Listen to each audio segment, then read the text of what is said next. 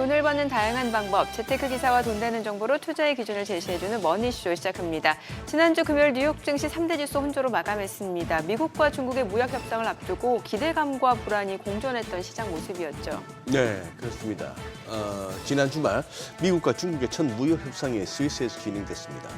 베센트 재무장관은 상당한 진전을 이뤘다면서 현지 시간 기준 12일, 결국 오늘인데요. 세부 내용을 발표하겠다고 밝혔습니다. 중국 경제 담당 부총리라고 할 수 있는 허리펑도 건설적인 회담을 했으며 중요한 첫걸음이었다는 평가를 내놓았는데요. 아직 세부적인 합의 내용은 공개되지 않았습니다. 트럼프 대통령이 또 중국에 대해서 80% 정도의 관세가 적절해 보인다고 또 이렇게 SNS에 밝혔는데요. 공동성명의 세부 내용이 주목해야 되겠는데 어쨌거나 시장, 지금 뉴욕 증시 지수 선물은 무역 합의 기대감이 큰지 아니면 또 어떤 발표를 기다리는지 상당한 강세로 또 지금 지수 선물 시간에 거래 시작하는 양상입니다. 네, 자 이제 미국과 중국이 어떤 내용을 어떻게 협상했는지에 따라서 국내 증시도 영향을 받게 될 수밖에 없을 것 같은데 지난주 금요일 국내 증시 미국과 중국의 무역 협상 결과를 기다리면서 양시장 모두 보합권에서 마감이 됐습니다. 달러 환율은 다시 1,400원대로 올라섰고요. 또 수급적으로 봤을 때 기관은 매도 우위를 나타냈습니다. 이번 주 이제 미중 간 협상 결과는 물론이고요. 미국의 4월 CPI, 소비자 물가지수, 생산자 물가지수 등 주요 경제 지표가 발표되는 만큼 오늘 시작이 굉장히 중요할 것 같습니다. 이번 주 첫 거래 국내 증시 어떤 모습으로 출발하는지 증시타임에서 확인해 보겠습니다. 네, 오늘 업종 돋보기에서는 최근 1분기 실적에서 희비가 엇갈렸던 대표 인터넷 주식이죠. 네이버와 카카오에 대해서 짚어보겠습니다. 두 기업의 실적이 엇갈린 이유는 AI 때문이라고 하는데요. 앞으로의 전망까지 확인해 보겠습니다. 지금 보시고 계신 머니쇼는 SBS BJ과 유튜브에서 실시간 시청이 가능합니다. 더 많은 국내 주식 정보 받아보실 분들은 카카오톡 채널 머니랩 추가하시기 바랍니다. 그럼 먼저 빠르게 돌아가는 글로벌 증시 상황부터 정리해 볼까요? 최주연 아나운서 소식 전해주시죠. 초미의 관심사였던 미중 간 무역 협상이 종료됐습니다. 구체적인 합의 내용은 아직 나오지 않았지만 양측 모두 협상에서 상당한 진전이 있었다는 평가를 내렸습니다. 이미 선물 시장에서도 이 같은 긍정적인 소식에 3대 지수 모두 일제히 급등세를 보이고 있는데요. 장 마감까지 이 흐름이 이어질지 지켜봐야겠습니다. 우선 금요일장 시장 상황부터 돌아보면 미중 무역 협상을 앞두고 금요일장은 기대감과 경계심이 맞물리면서 방향성을 찾지 못했습니다.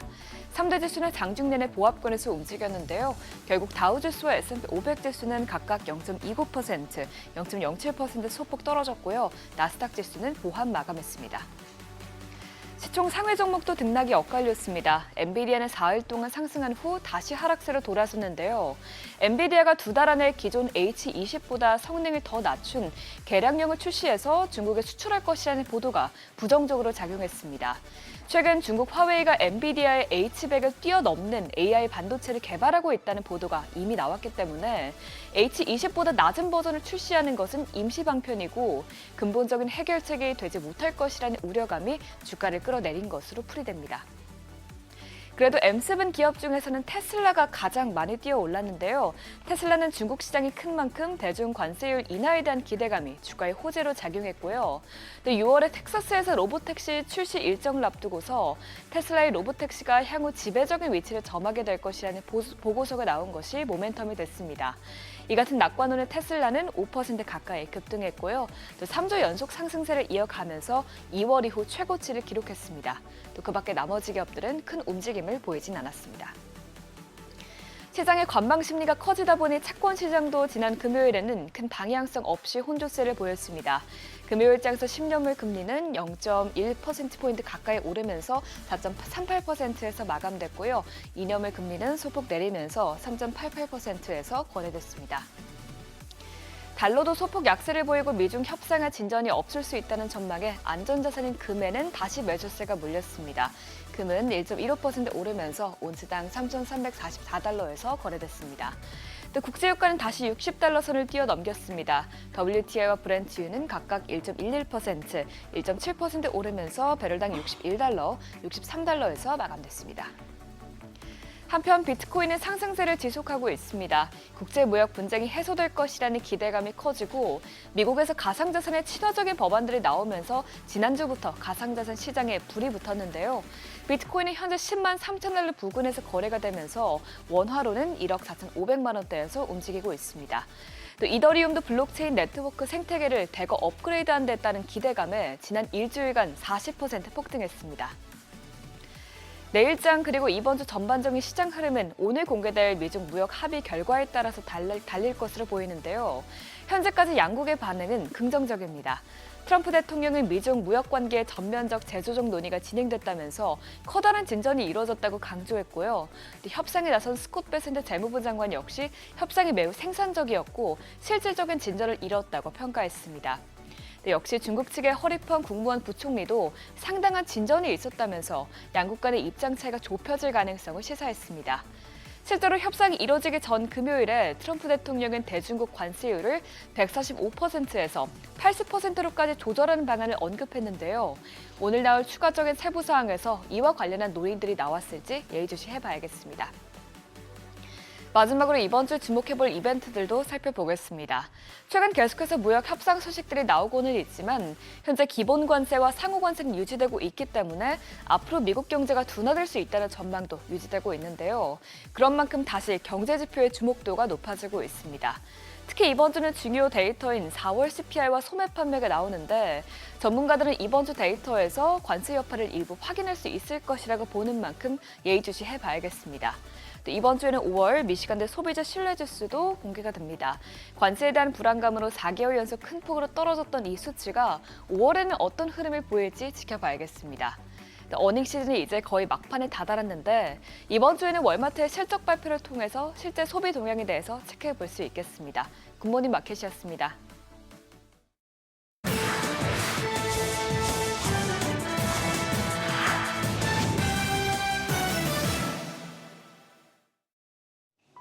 외신이 주목한 주요 이슈들 짚어보겠습니다. 먼저 로이터 통신입니다.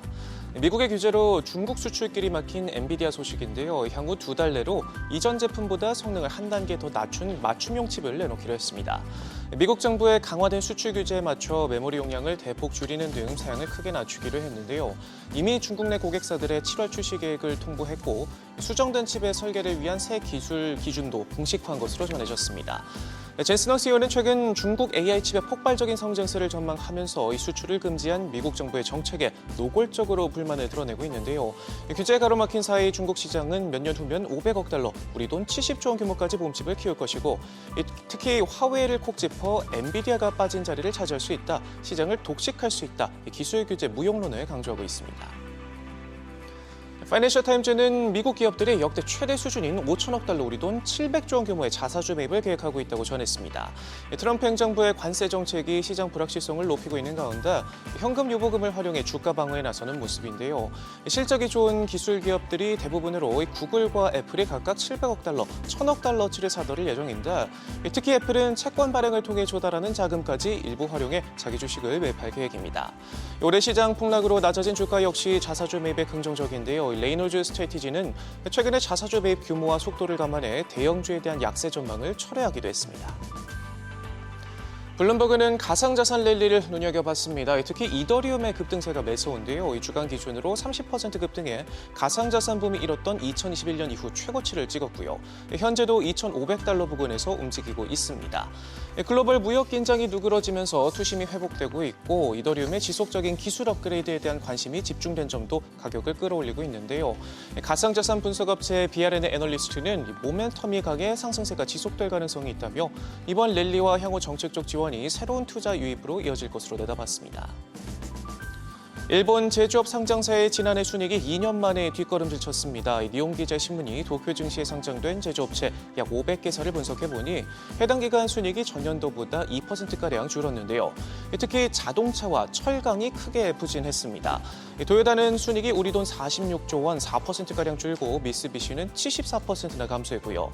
일본제철은 36%, JFE-홀딩스는 50% 넘게 줄었습니다. 신문은 미국과 중국 시장에서 경쟁이 격화된 데다 특히 철강은 중국의 디플레이션 수출 영향도 받았다며 올해도 미국의 관세 조치와 엔고 흐름이 부담을 줘 이 같은 흐름이 길어질 가능성도 있다 내다봤습니다. 일론 머스크가 500만 달러, 우리 돈 70억 원의 미국 영주권을 판매하는 골드카드 전산 시스템을 테스트 중이라고 밝혔습니다. X에 올라온 한 게시물에 답글 형식으로 이같이 남겼는데 테스트가 끝나면 대통령의 발표와 함께 공개될 것이다 덧붙였습니다. 트럼프 대통령은 지난 2월 기존의 투자 이민 제도를 없애는 대신 골드카드 정책을 시행하겠다 밝혔고요. 지난달 초에는 자신의 얼굴이 들어간 실물 카드를 보여주면서 2주 안에 출시될 것이다 예고하기도 했습니다. 네, 마지막으로 CNBC입니다. 구글이 이용자 생체 데이터를 불법적으로 수집했다며 소송을 제기한 미국 텍사스주에 우리 돈 2조 원을 지급하기로 합의했습니다. 이번 합의는 개인정보 침해와 관련된 사안에서 개별주가 받아낸 가장 큰 규모라고 하는데요. 텍사스주는 생체정보보호법을 도입하고 주정부가 소비자를 대신해 기업을 상대로 소송을 제기하도록 하고 있는데 앞서 메타도 사용자의 생체 정보를 동의 없이 활용했던 이유로 우리 돈 5천억 원에 합의한 바 있습니다. 지금까지 글로벌 비즈였습니다. 지난 금요일장에서 이슈가 있었던 업종 살펴보는 기업 이슈 시간입니다. 대선을 앞두고 주요 대권 주자들이 인공지능, AI 관련 공약들을 앞세우고 있죠. AI 분야 국가 경쟁력 확보를 위해 정부 부처 개편을 제안하는가 하면 100조 원 단위의 대규모 투자도 거리낌 없는 모습인데요. 그러면서 관련주가 크게 뛰었습니다. 특히 주요 대선 후보들은 챗GPT 등 생성형 AI가 전 산업으로 확산하는 상황에서 해당 인프라를 활성화해야 한다는 공약을 앞세우고 있습니다. 한편 AI와 전문의 간 유방암 판독 대결에서 AI가 암을 더 잘 찾아낸다는 연구 결과가 나왔는데요. 특히 AI가 전문의가 놓친 암의 32%를 추가로 검출해서 조기 진단에 실질적인 기여를 할 수 있음이 입증됐습니다. 이에 따라 앞으로는 AI를 활용해서 발견하기 어려운 2차 암까지 더 정확하게 찾아서 빠르게 대응할 수 있을 것으로 보이면서 관련주가 날아올랐습니다. 마감 상황 보면 먼저 폴라리스 AI 파마는 엔비디아의 파트너 프로그램인 커넥트에 공식 선정됐다고 밝히면서 상한가 기록했고요. 이스트 에이드는 AI 가상자산 투자 정보 서비스를 공식 출시했다는 소식에 상한가 기록했고 마지막으로 마음 AI의 경우 이재명 후보의 대표 AI 관련주를 부상하면서 상한가 기록했습니다. 이외에 폴라리스 오피스 22.57%, 폴라리스 AI도 8% 가까이 상승했습니다. 넷마블의 어닝 서프라이즈에 힘입어 게임주도 강하게 시세 분출했습니다. 올해 1분기 영업이익이 497억 원으로 지난해 같은 기간 대비 1243% 넘게 늘어난 것으로 잠정 집계됐습니다. 특히 지난 3월 20일에 출시한 RF 온라인 넥스트가 1분기에 10일치 매출만 반영됐음에도 분기 매출의 3%를 차지하는 흥행을 기록했는데요. 또한 나 혼자만 레벨업 어라이즈 게임 역시 전분기 대비 매출이 증가하면서 성장을 견인했습니다. 넷마블은 하반기엔 더욱 다양한 신작 라인업을 통해서 성장세를 가속화할 계획인데요.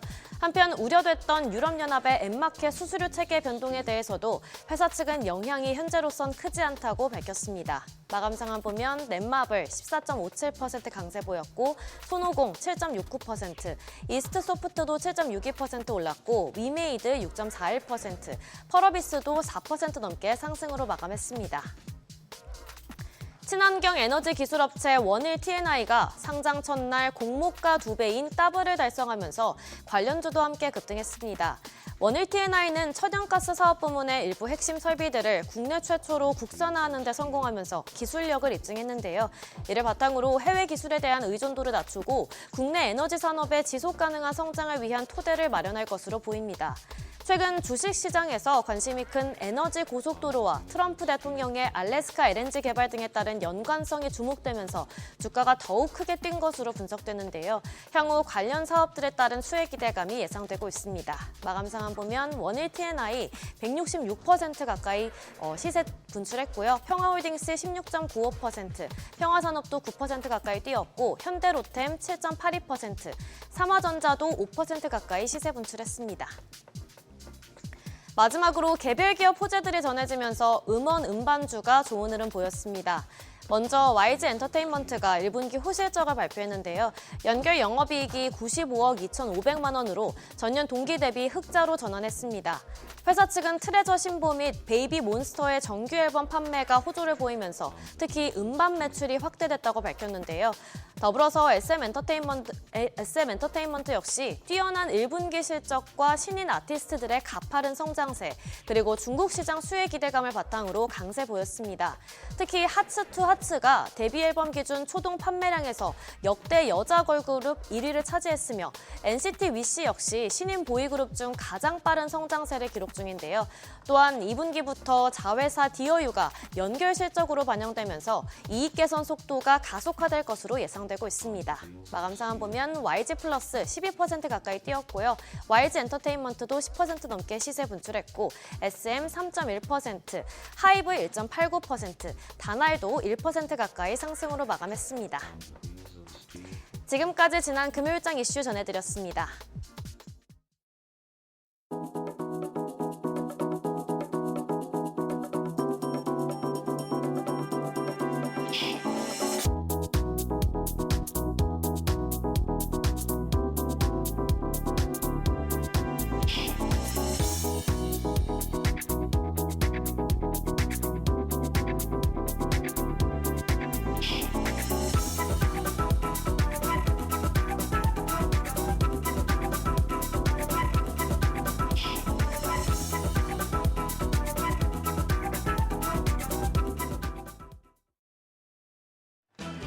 지난주 마지막 거래일 국내 증시 살짝 조정을 받았습니다. 다만 주간 단위로 봤을 땐 상승이었고 외국인 투자자들이 순매수로 전환한 점은 매우 긍정적입니다. 코스피 지금 기술적인 과매수 구간이 길어지고 있습니다. RSI가 4년 만에 가장 높은 수준을 보이고 있고 ADR도 2년 만에 140을 넘어섰는데요. 차익 매물이 출회될 가능성은 커졌지만 미중, 러우 협상 기대감이 커지고 있어서 여러 가지 상황을 잘 고려하셔야겠습니다. 그럼 전일장 복귀하면서 코스피가 단기 랠리 이어갈 수 있을지 이번 주 투자 포인트까지 확인하시죠. 지난주 금요일 코스피는 약보합, 코스닥은 1% 가까이 내렸습니다. 관세발 통상정책 불확실성이 점차 진정되고 있지만 주말간 미중 장관급 협의를 앞두고 지켜보자는 심리가 더 강하게 작용했습니다. 이런 가운데 미국의 금리가 오르고 달러 인덱스도 상승하면서 시장이 플러스를 내기에는 부담스러운 상황이었습니다. 외국인들이 오랜만에 유가증권 시장에서 사자세를 이어가고 있습니다. 전 거래일 675억 원 순매수하면서 3거래일 연속 매수 우위를 기록했습니다. 시장 하단을 방어해줬고요. 반면 기관은 1,873억 원 순매도했고 개인 투자자는 600억 원 넘는 매수 우위였습니다. 코스닥 시장에선 메이저 수급 주체의 양매도가 나오면서 지수 낙폭이 코스피 대비 컸습니다. 외국인이 2,600억 원 넘게 팔아내면서 4거래일 만에 팔자로 전환이 됐고요. 기관 800억 원 가까운 매도 우위 기록했습니다. 개인만 홀로 3,741억 원 순매수했습니다.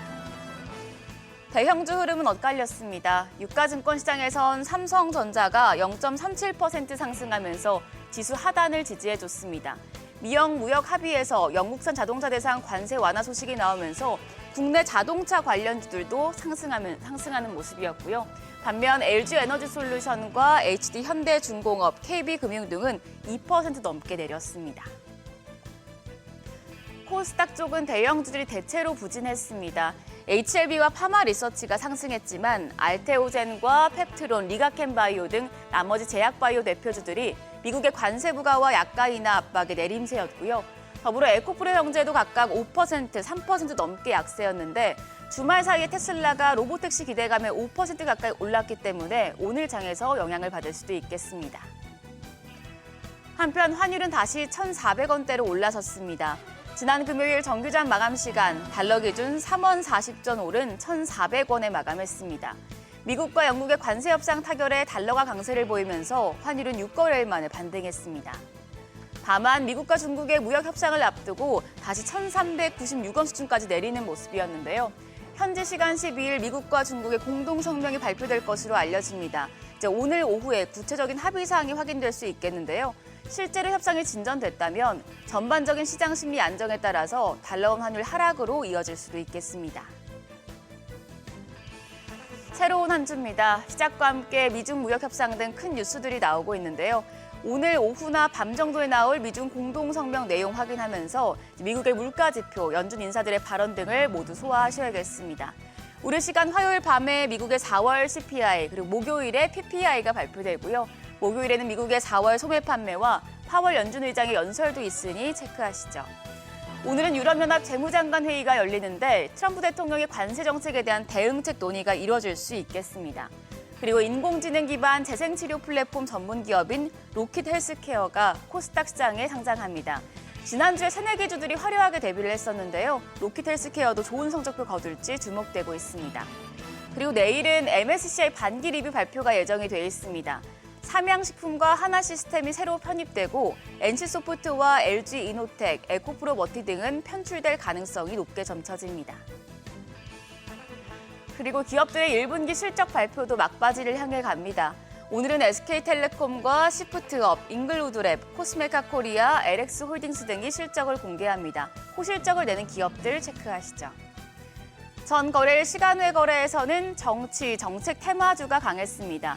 정책 테마주로는 재난 관련주가 부각됐는데요. 이재명 민주당 대선 후보가 물난리 등 재난재해와 관련해서 선제적인 대응책을 만들겠다고 발표하자 유보텍과 웰크론 한택 등이 상한가 기록했습니다. 그럼 넥스트레이드 프리마켓 상황도 보시죠. 우리가 쉬는 사이에 뉴욕 증시는 미중 무역 협상을 앞두고 관망 심리가 커지면서 혼조로 마감했는데요. 일단 이번 협상에 미국은 상당한 진전이 있다고 밝혔는데 국내 증시에는 이 부분이 기대감으로 작용하는 듯한 모습입니다. 프리마켓에서 코스피, 시총 상위 종목 중에 4위권까지 모두 상승불 켰습니다. 삼성전자가 0.73% 오름세로 거래가 55,200원, SK하이닉스가 1.68% 강한 모습입니다. 거래가 19만 3,300원입니다. LG에너지솔루션이 0.79% 강세로 32만 500원, 삼성바이오로직스도 0.19% 상승세 기록하고 있습니다. 반면 한화에어로스페이스는 0.46% 약세입니다. 거래가 87만 4천 원으로 집계됩니다. 다음은 코스닥입니다. 코스닥 시장 시총 상위 종목도 엇갈린 모습 보여주고 있는데요. 우선 알테오젠입니다. 0.87% 약세로 34만 2천 원. 에코프로비엠 상승합니다. 0.82% 오름세로 98,600원이고요. 아무래도 테슬라 강세 영향을 받고 있는 모습입니다. HLB 0.52% 조정을 받는 가운데 에코프로까지도 0.64% 오름세입니다. 거래가 47,450원이고요. 레인보우 로보틱스도 0.37% 강세입니다. 거래가 27만 3천 원 나타내고 있습니다. 오늘 오후나 밤 정도에 미국과 중국의 공동성명 구체적인 내용 발표될 것으로 예상이 되는데요. 시장이 과매수권에서도 이번 협상에 대한 기대감을 부스터 삼아서 랠리를 이어갈 수 있을지 주목됩니다. 미중 협상 관련 소식들 그리고 연관해서 외국인 수급과 환율 상황 체크하시면서 시장 대응하시죠. 지금까지 어제장 오늘장이었습니다.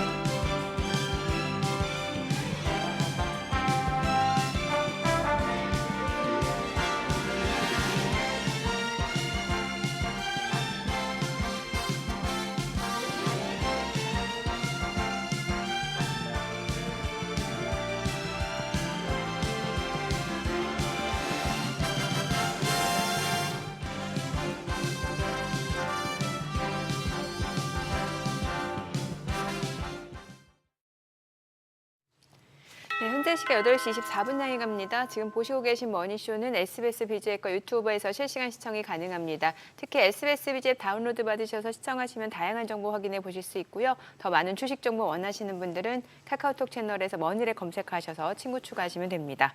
여전히 지금 시장은 트럼프 대통령의 발언, 어떤 얘기를 하는지 이 부분에 관심이 쏠리고 있는데 일단 어제 트러스 소셜에 계속 올라오는 거는 우리 시간으로 새벽 3시 반에는 제가 여지껏 발표했던 그 어떤 내용보다도 가장 중요하고 영향력 있는 그런 진실이 발표될 네, 거다라고 했는데 이제 그 내용이 지금 윤곽이 잡혔잖아요. 뭐예요? 이게 좀 전에 나온 얘기 보니까 음. 그 미국의 처방약하고 의약품 가격이 기존의 30%에서 80%까지 하락할 수 있다.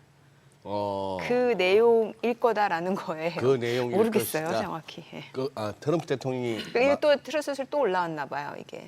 그 내용이 올라왔어요. 그게 제가 확인한 거는 이제 아침에 제가 7시 네. 한 20분쯤에 출근길에 확인한 거예요, 저게.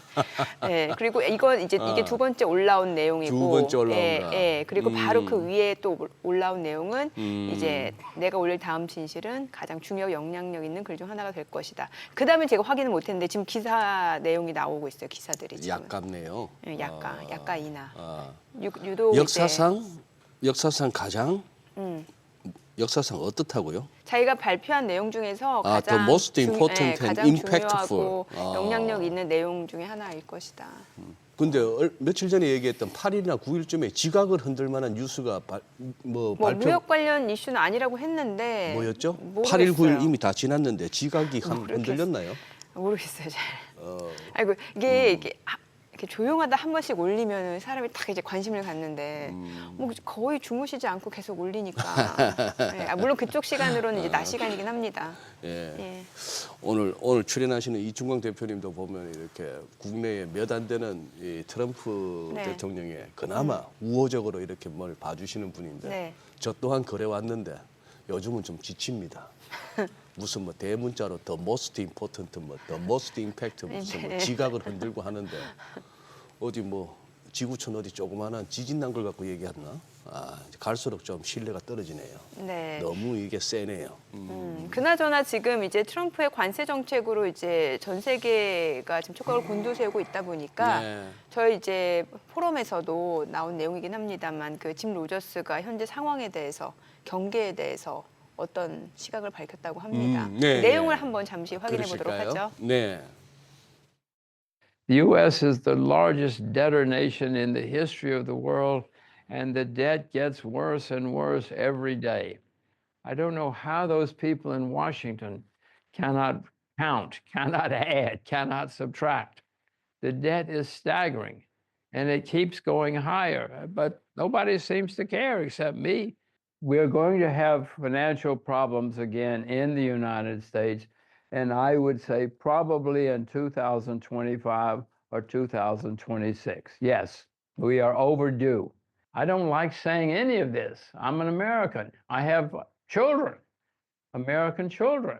So of course I don't like it. But ever since I've been alive, America's been talking about solving its debt problem, and it never has. I own gold, and I have no plans to sell my gold. I'm not buying it now. Gold is at an all-time high. I do own silver. I bought more silver recently, and I will probably buy more silver because silver is down nearly 50% from its all-time high. Gold is at an all-time high. I hope that I never sell my gold. I hope that my children own my gold someday. So I do not plan to sell the gold. In my view, everyone should own some gold, including me, and I will not sell my gold. I hope if it goes down, I hope that I'm smart enough to buy more. In the meantime, I'm buying silver. I'll show you.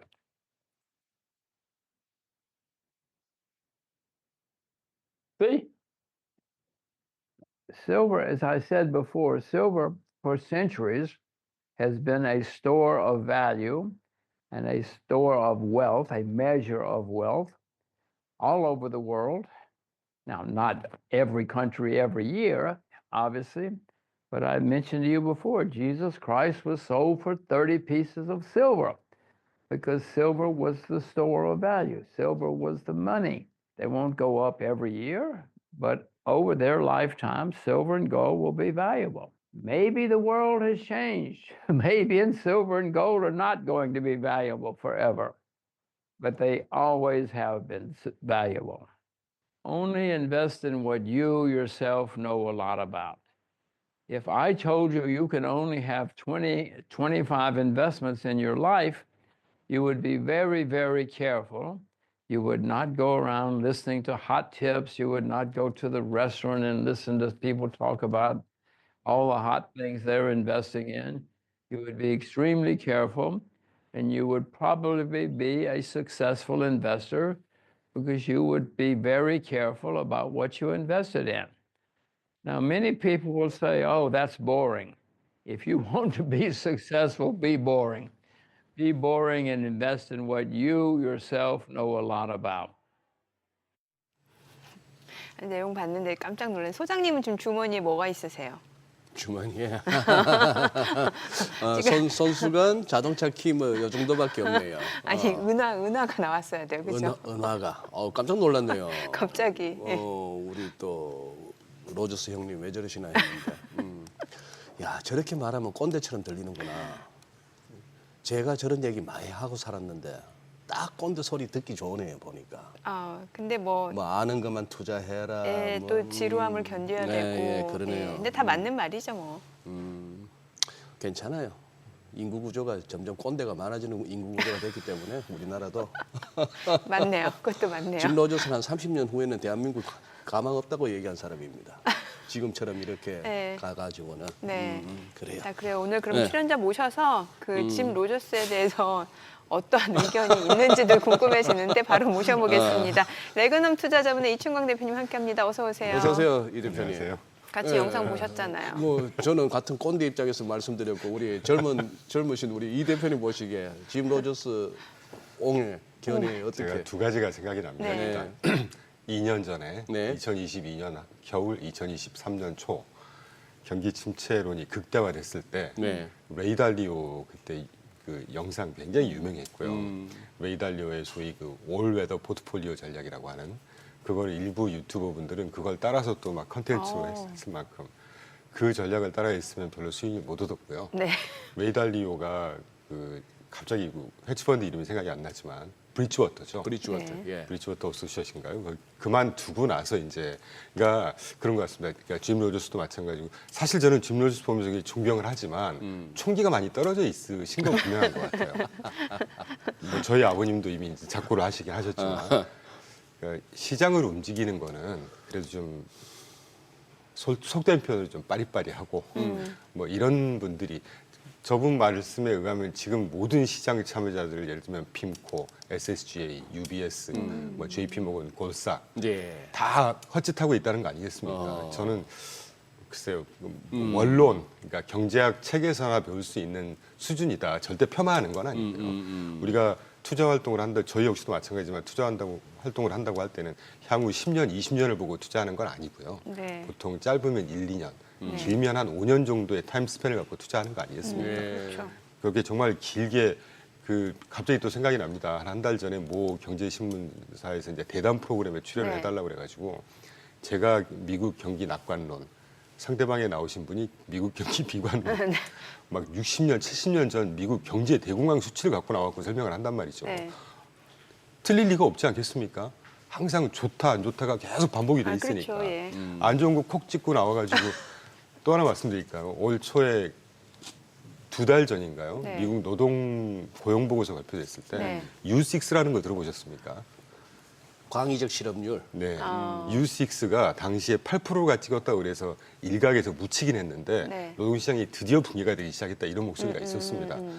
평소에 그런 걸 쳐다보지도 않으면서 그런 거 콕 찍어 나와가지고 그런 약간 느낌이 들고요. 그리고 마지막으로 제가 에피소드를 여러 가지 말씀드려 죄송한데 2000년 초반에 제가 우리나라에서 제일 큰 은행 계열사의 자산운용사에 근무했을 때입니다. 어느 네. 은행이라고 제가 말씀 안 드리겠지만 그때 2000년 초반으로 기억납니다. 그 모 일간지 제목에 그 은행에서 신규 상품 펀드 판매했던 금액이 수천억이 단기간에 판매가 돼서 히트 쳤다 그래서 그게 물펀드였어요. 워터펀드. 네. 기억나시는지 모르겠습니다. 워터펀드 물만 났네라고 헤드라인이 딱 갔었거든요. 정확하게 1년 있다가 워터펀드 물 먹었네였습니다.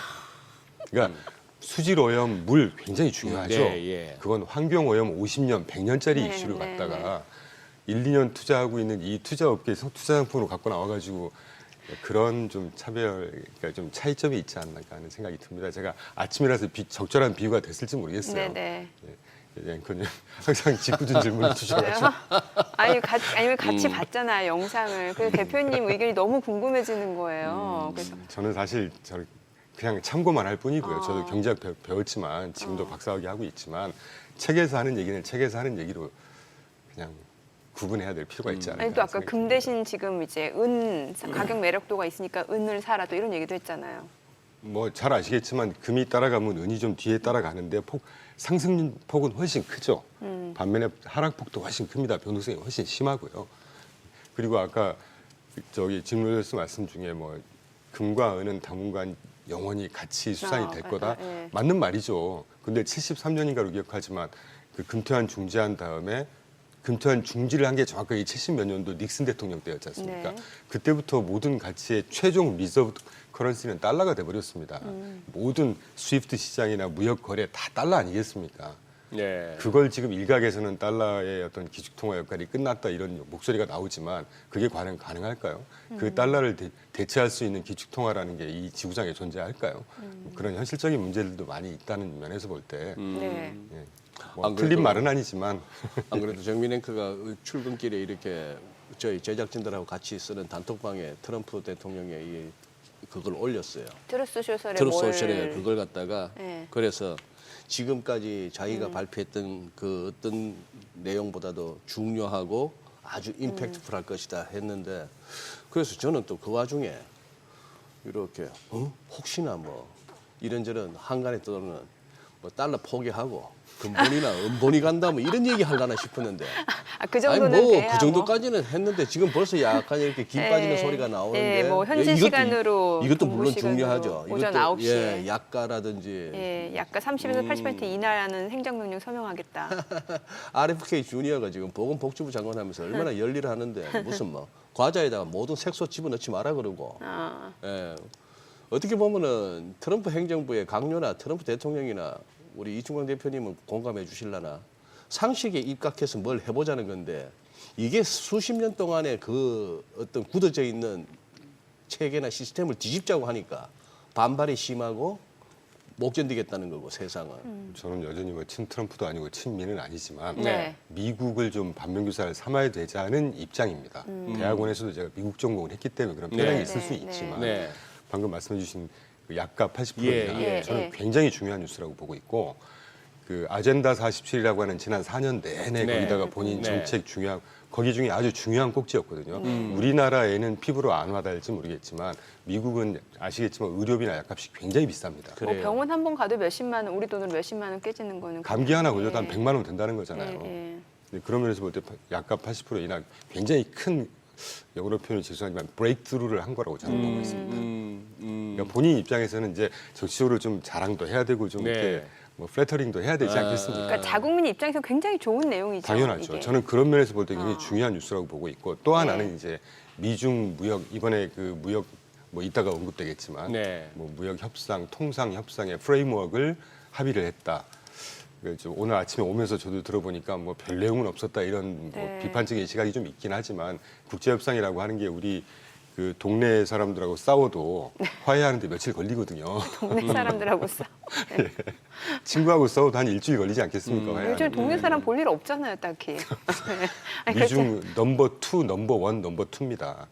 저분들이 이제까지 100, 막 60%, 40% 이거 무역 거의 스탑돼 있는 거잖아요. 근데 그거를 프레임워크를 합의했다는 얘기는 일단 명분 싸움인 거죠. 이제까지 서로 막 펜타닐 우리 미리 맞겠다 서로 사인을 줬었잖아요. 그럼 만나서 이런 거 저런 거 다 합쳐가지고 좀 적당한 타이밍에 유화적으로 끝내보자.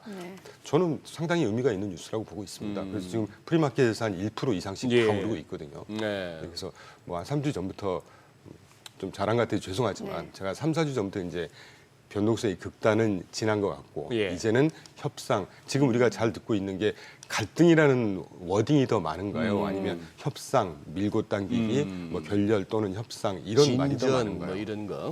일단 국면이 네. 바뀌었다고 아. 저는 보고 있습니다. 어쨌거나 4월 2일 날 그때 상호관세 발표가 있었고 그러고 나서 보면은 4월 3, 4 그리고 뭐 이제 7 이렇게 시장이 충격을 받은 건 한 3일 정도였어요.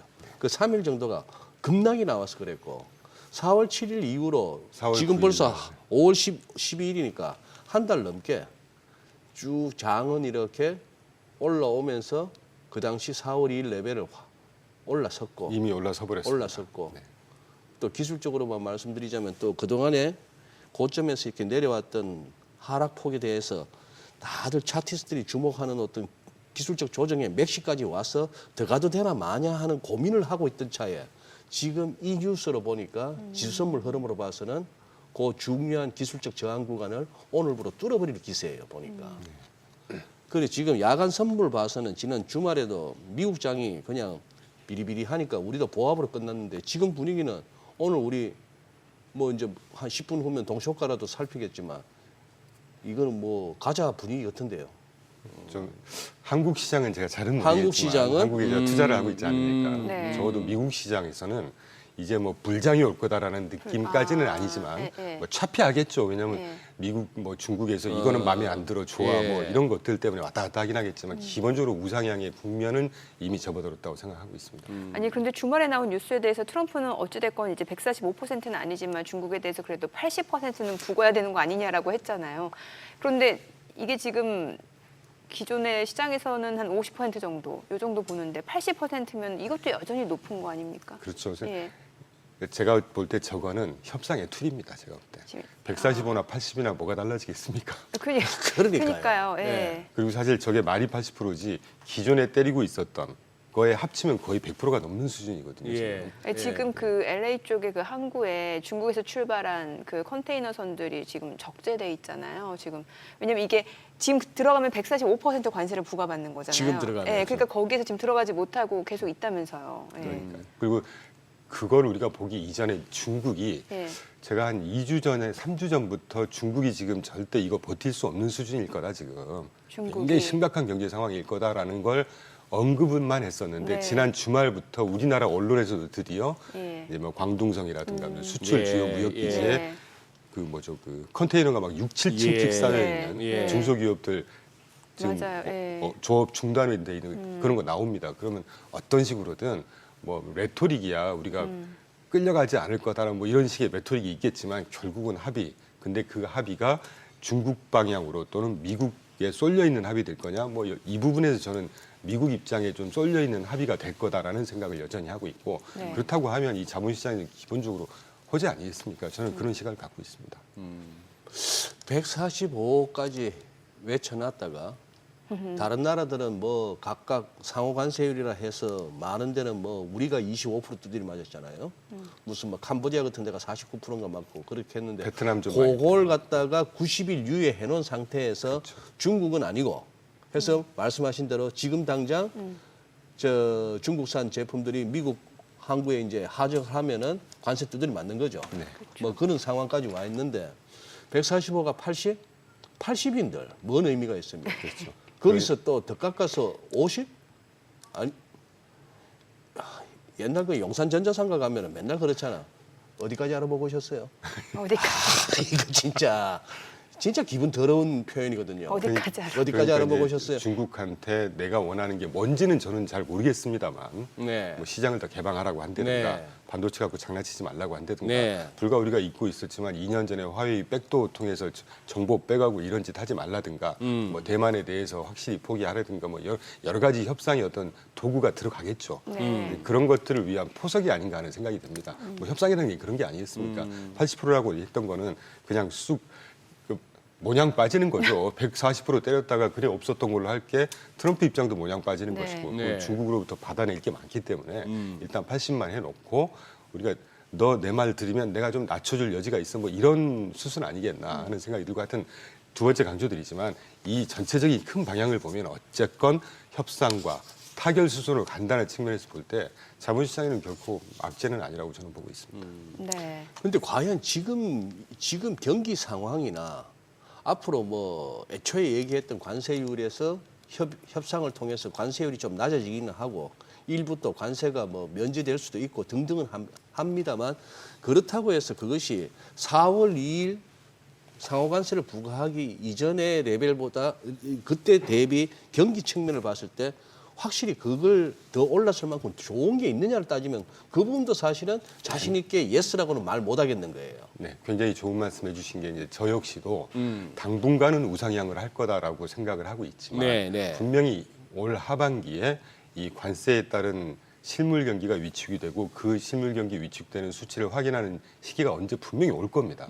그게 뭐 3분기 하반기가 될지 뭐 우리 일기 때를 비춰보자면 3분기 하반기 될지 요번에 뭐 호플리 요번에 급락하고 이제 회복하는 게 미리 온 건지까지는 모르겠지만 하반기에 분명히 올 텐데 이제 그게 정말 자본시장에서 우리가 준비해야 되는 뭐 악재 내지는 뭐 다음 딥 정도가 되지 않을까 하는 생각이 들죠. 그런데도 불구하고 뭐 말씀 나온 김에 좀 말씀을 드리면 예. 미국 정부의 드라이 파우더는 굉장히 풍부한 상황이다라는 생각을 하고 있습니다. 일단 첫째, 페드 정책금리 이번에 동결했지 않습니까? 예. 상당 기준으로 4.5입니다. 1위 경제대국, 기축통화국, 전 세계 중앙은행에서 가장 높은 수준의 정책금리를 유지하고 네. 있단 말이죠. 경기 침체가 확인되는 순간이 되면 뭐 빅스텝, 스몰 스텝은 당연하고 자이언트 스텝도 충분히 해도 되는 여지의 정책금리를 갖고 있단 말이죠, 지금. 그리고 이따가도 여건이 될지 모르겠지만 말씀을 한번 먼저 말씀드리죠. 그 데일리 트레저리 스테이트먼이라고 해서 재무부의 국간 아니겠습니까?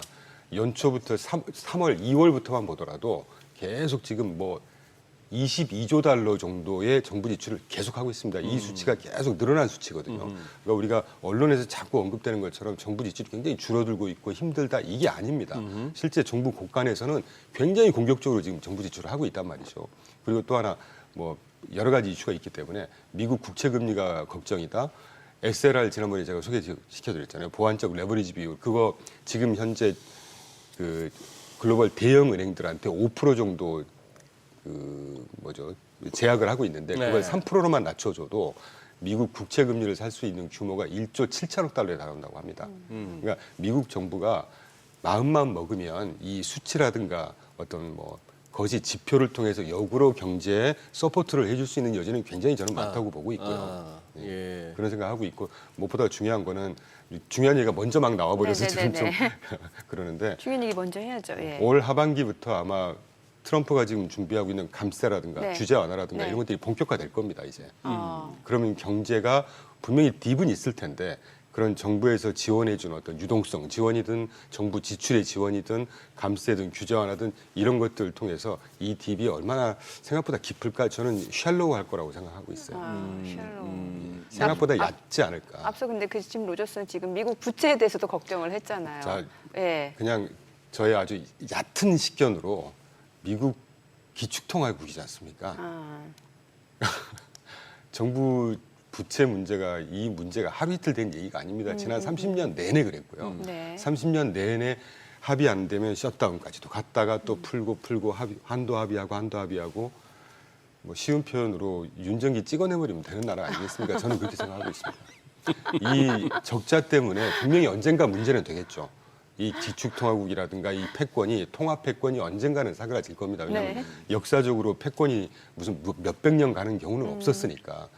그렇지만 향후 5년, 10년 동안은 그런 일은 발생하지 않을 거다라는 저는 굳건하게 믿고 있습니다. 그런데 우리 아까 인터뷰하는 내용 같이 봤습니다만 우리 로저스 형님 아직까지 좀 순진한 구석이 있으시더라고요. 이제 은퇴하고 말씀 주셔서 죄송한데 은퇴하셨잖아요. 은퇴하셨는데 그러니까 이제 예. 원론이 생각이 나시는 거죠. 어떻게 이 재정 적자 문제, 국가 부채 문제를 나만 걱정하는 거냐?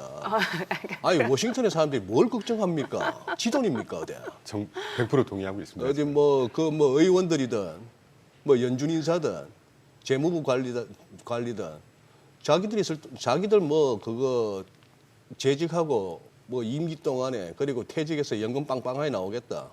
그 사람들이야 뭐 지 돈 아니니까. 로저스 옹은 그런데 내 자녀들이 여기 살아야 되니까 걱정된다 하는 얘기고. 금은 자녀들한테 물려주겠다는데 그 얘기 딱 듣는 순간에 저기는 상속세 얼마 떴나 싶은 생각도 들고. 저수도 한 절반 뜯어가나? 절반 정도 되는 걸로. 미국도. 예. 예, 그렇구나. 아니 그러면 이제 호가 보기 전에 이제 최근 뉴욕 증시 흐름이 어떤지 간단히 좀 짚어보도록 하죠. 예. 한 3주부터 이제 리바운드를 하는 국면이라고 저는 보고 있고요. 아 리바운드. 예. 예. 뭐 늘 보던 S&P 500의 11개 업종별로 요번에 참 재밌습니다. 이 최근 일주일의 움직임이 네. 보시면 S&P 500이 일단 연초 이후에 마이너스 3.77. 그러니까 전 고점 대비 거의 이제 회복을 해버린 상태입니다. 그리고 가장 끝에 오른쪽에 S&P 500의 이퀄 웨이트를 보시면 마이너스 1.5%밖에 안 빠졌어요. 근데 지난 일주일 파란색이 S&P 500은 마이너스 0.47이었지만 S&P 500의 이퀄 웨이트는 또 0.4% 플러스였습니다. 그러니까 빅테크들이 지금 흔들흔들하는 와중에 회복은 하는 중이었지만 흔들흔들하는 와중에 나머지 종목들이 꾸준하게 지금 오르고 있다. 네. 그래서 이게 조금 의미가 있는 모습이었던 것 같고, 뭐 금융 여전히 괜찮고 주목할 만한 게 유틸리티하고 산업재가 드디어 지지난주 다 마이너스였잖아요. 모든 네네. 업종이. 뭐 연초 이후에 지금 한 6% 가까이 3% 이상 회복을 했으니까 굉장히 큰 회복한 거거든요. 지금 마이너스 폭 갔다가 플러스 5% 3%까지 갔다는 얘기는 거의 10%에서 15% 이상 한 2, 3주 만에 플러스로 돌아왔다는 얘기니까. 그리고 늘 제가 강조드렸던 부동산도 많이 시장이 안 좋았을 때 마이너스로 갔다가 지금 2%대로 다시 올라오고 있는 상황입니다. 그래서 금리가 좀 안정되고, 우리가 사실 뭐 3대 악재라고 그랬죠. 연초 이후에 미국 채권 가격 빠지고 주식 빠지고 달러화 빠지고, 이게 이제 이따가 말씀 기회가 되면 드리겠지만 안정화되고 있는 상황이거든요. 그래서 부동산 뭐 완연하게 지금 상승하고 있는 추세라고 저희는 실제 저희 포트폴리오도 회복을 하고 있고, 근데 이제 중소형이 아직은 조금 기다려야 되는 것 같습니다. 네. 그래서 오히려 컨트레리언 뷰로의 뷰에 따르면 이 중소형주를 올해 하반기까지는 조금 집중해서 관심 있게 보실 만한 가치가 있는 업종이 아닌가 하는 생각을 하고 있죠. 알겠습니다. 자, 지금 시각 8시 51분 향해 갑니다. 오늘 양시장 호가 상황 체크해 보도록 하겠습니다. 먼저 코스피부터 좀 볼게요. 오늘 코스피 0.5% 상승 출발 예상됩니다. 지금 2,590선 출발 예상되고요. 코스닥은 약보합권 예상됩니다. 721포인트로 집계가 되죠. 시가총액 상위 종목 예상가 보도록 하겠습니다. 삼성전자 오늘 지금 1%대 강세가 예상됩니다. 지금 호가는 55,700원까지 올라가 있는 상황이고, SK하이닉스가 0.8% 상승 출발 예상되고요. 예상가 191,800원. LG 에너지솔루션, 한화 에어로스페이스는 보합권 예상되고요. 삼성 바이오로직스도 강보합 출발 예상됩니다. 호가는 142,000원. 현대차가 오늘 소폭 상승 예상됩니다. 호가는 지금 192,200원. 삼성전자 우선주도 오름세 예상되고요. 이 가운데 HD 현대중공업도 0.6% 상승 예상됩니다. 예상가 417,000원. KB금융 상승 출발 예상되고요. 셀트리온 보합 예상됩니다. 코스닥 시가총액 상위 종목 예상가 보도록 하겠습니다. 오늘 알테오젠하고 지금 뭐 에코프로, 레인보우 로보틱스 아직까지 뭐 호가 상황에서 큰 움직임은 나타나지 않고 있는 모습이고, 지금 알테오젠이 0.4% 하락 예상되고요. HLB도 하락 출발 예상됩니다. 각각 호가 343,500원, 57,500원이고요. 휴젤 보합 예상되고 있는 모습이고요. 그리고 클래시스가 0.5% 상승 예상됩니다. 파마리서치 보합 예상되고, 펩트론이 1.8% 하락 출발 예상됩니다. 호가는 163,000원, 그리고 리가캔바이오가 1.4% 상승 예상되고요. 예상가는 103,300원으로 집계가 됩니다. 이제 개장까지 7분여 가량 남았습니다. 일단 오늘 양시장 그래도 상승 출발 예상되고 있는 상황이고, 어느 정도 시장 상황만 놓고 봤을 때도 진짜 네. 최악은 지난 상황인 것 같다라는 느낌이 드네요. 그렇죠. 예. 예, 그러니까. 그리고 그 뭐 시장이란 게 그렇더라고요, 보니까. 이렇게 이성적으로 생각해가지고 이럴 거야 해서 수익 나는 경우는 잘 없더라고요. 아, 그렇죠. 예. 우리 손맛 제일 느꼈던 때가 언제입니까? 코로나 때 아닙니까? 그 뭐 돌아가는 게 아무것도 없는 그 시절에 그때 다 갔죠. 다 갔잖아요. 그래서 할 게 없으니까 주식한다고 그랬잖아요. 그렇잖아요. 예, 집에 갇혀서 주식한다. 왜 이렇게 가지 해서 그래서 네. 오히려 시장에 업력이 더 됐던 사람들은 코로나 때 오히려 돈을 못 벌고 오히려 하방 배팅해서 터지고 이런 경우가 있었고. 왜냐면 이성적으로 설명이 안 되는 시장이니까. 예. 이성적으로 이렇게 시장에 접근해 갖고는 좌우지간 저도 뭐 경험상 그거 해서 지금은 막 그래서 저 같은 경우는 맨날 그거 한 것 같아요. 뭐 이 상황에서 위로 기운이 보이네. 뭐 다 온 것 같네. 늘 그렇게 접근하면서 더듬더듬거리면서 절반의 확률로 서바이브 하고 있는 겁니다. 늘 맞으면 벌써 갑부됐죠. 늘 맞으면 갑부됐고 늘 맞아서 갑부됐으면 아침마다 정민씨 볼 일도 없죠. 저 역시도 마찬가지 아니겠습니까? 그러니까. 그러네요. 아니 그런데 아까 저기 약가를 갖다가 인하를 갖다가 엄청나게 했다. 저건 어떻게 보면은 RFK 주니어가 보건복지부 장관 되면서부터 어느 정도 예견된 상황이긴 합니다만 대선 후보 공약 때 공약이었죠. 예, 예. 메인 공약이었어요. 그래서 뭐 거대 제약회사, 거대 식품회사 다들 뭐 전전긍긍했는데 지금 어느 정도 현실화돼 가는 것 같습니다만 저게 가뜩이나 지금 최근에 보면 미국장에서 뭐 이렇게 바이오주들이 조금 그나마 못 가요. 조금 더 안 좋은 영향을 줄 수 있겠네요. 저 맞습니다. 뉴스 그리고 자체는. 실제로 아까 제가 업종 소개 때 그 헬스케어를 빼고 네네. 말씀드렸는데 헬스케어가 기억나시는지 모르겠어요. 한 두세 달 전까지만 해도 시장이 굉장히 흔들렸을 때 필수 소비하고 헬스케어가 굉장히 굳건히 붙었어요. 얘들이 지수 떨어졌죠. 네. 예. 근데 지금 마이너스 3.7로 확 떨어져 버렸습니다. 네. 그러니까 거의 10% 이상 떨어져 버린 거거든요. 고점 대비하면 이런 것들이 그대로 반영이 되는 게 아닌가 하는 생각이 들죠. 그러니까. 그리고 말씀이 나오신 김에 네. 네. 연초에 우리가 아까 제가 살짝 소개해드렸지만 3대 약세, 뭐 미국 국채, 트리플 약세. 예, 트리플 약세 이러면서 미국 셀아메리카다, 미국 자산이 이제 거의 끝난 게 아니냐. 근데 좀 자세히 보면 재밌는 그래프가 있어서 제가 가져왔습니다. 네. 지금 예. 띄워져 있는 그래프 보면 우측 그래프가 팬데믹 이후에 미국 주식시장으로 vs 유럽, 일본 신흥시장으로 들어가는 자금의 누적 추이를 나타내는 거거든요. 그러니까 지난 한 4년 반 동안 미국 주식시장으로 전 세계 투자 자금이 1094 빌리언이 쏟아져 들어갔다고 합니다. 1094 빌리언 10억 배우 1조 1000억 940억 달러죠. 그러니까 뭐 한 1경 5천조 원이 들어왔다는 거 아니겠습니까? 1조 달러. 네, 1조 달러입니다, 이게. 예. 그리고 이제 유럽, 일본 신흥국으로는 2,330억 달러 정도, 한 3분의 1도 안 된 금액이 양극화에서 들어왔다는 얘기죠. 예. 이 중에 왼쪽 그래프를 보시면 유럽 사람들이 미국에 투자했던 자금 흐름이 파란색입니다. 네, 지금 보시는 그 작년 말 수준의 한 80억 달러 정도까지 치솟았다가 연초 이후가 쭉 되면서 마이너스 한 30억 달러까지 떨어지잖아요. 네, 네. 그러니까 누적으로 한 100억 달러 정도가 지금 순 유출이 있었다는 얘기예요, 미국 시장에서. 예. 반면에 레스트 오브 월드라고 해서 미국을 제외한 다른 국가들, 유럽을 뺀 다른 국가들의 자금은 미국으로 꾸준하게 자금이 들어오고 있다는 겁니다. 자, 그러면 이 금액이 한 100억 달러, 여유 있게 한 200억 달러라고 보시자는 거죠. 네네. 200억 달러가 지난 4년 반 동안 들어왔던 1094 빌리언의 비중을 따지면 2%가 안 돼요. 그러니까 연초에 저는 결론적으로 채권도 그렇고 주식도 그렇고 거기에 따른 US 달러 가치도 그렇고 네. 연초 이후에 글로벌 투자자들의 이 자산 배분 타이밍과 더불어서 하필이면 이제 이 관세 망령이 막 흔들고 있으니까 불안할 거 아니겠습니까? 그러니까 일부 미국 자산을 조금 털고 자산 배분을 좀 하는 이런 과정이 한두 달 진행이 되면서 시장이 좀 많이 흔들리긴 했었죠. 흔들렸다. 그래서 사람들이 좀 오해라기보다는 이 짧은 한두 달 움직임을 가지고 이제 미국이 끝났고 예외주의도 뭐 과한 표현이었지만 미국 예외주의가 끝났고 더군다나 무슨 뭐 대공황 얘기하는 그러니까 이 움직임을 보면서 우리가 너무 이렇게 하나하나의 이슈에 이게 전부인 양 호도되는 이런 것들은 좀 지양을 해야 되지 않을까 하는 생각을 다시 한번 이번에 하고 있습니다. 최근 몇 개월 사이에 또 굉장히 이렇게 컨텐츠에 자주 장식하는 게 그건데 이제 탈미국 그리고 유럽이나 이런 쪽으로 가자. 뭐 중국이나 하다못해 일본으로 가자. 이것도 지금 다시 생각해봐야겠네 그러면. 저는 그런 의미로 지금 말씀을 드리고 있고요. 하나 더 말씀드리죠. 채권 시장이 굉장히 중요하기 네. 때문에 해묵은 얘기가 되긴 했습니다. 이게 지난 2월까지 그래프를 보시는 것 중에 주체별로 미 국채 주체별로 보유 현황을 그래프로 쭉 보여드리고 네. 있는데 이게 아마 띄어질지 모르겠습니다.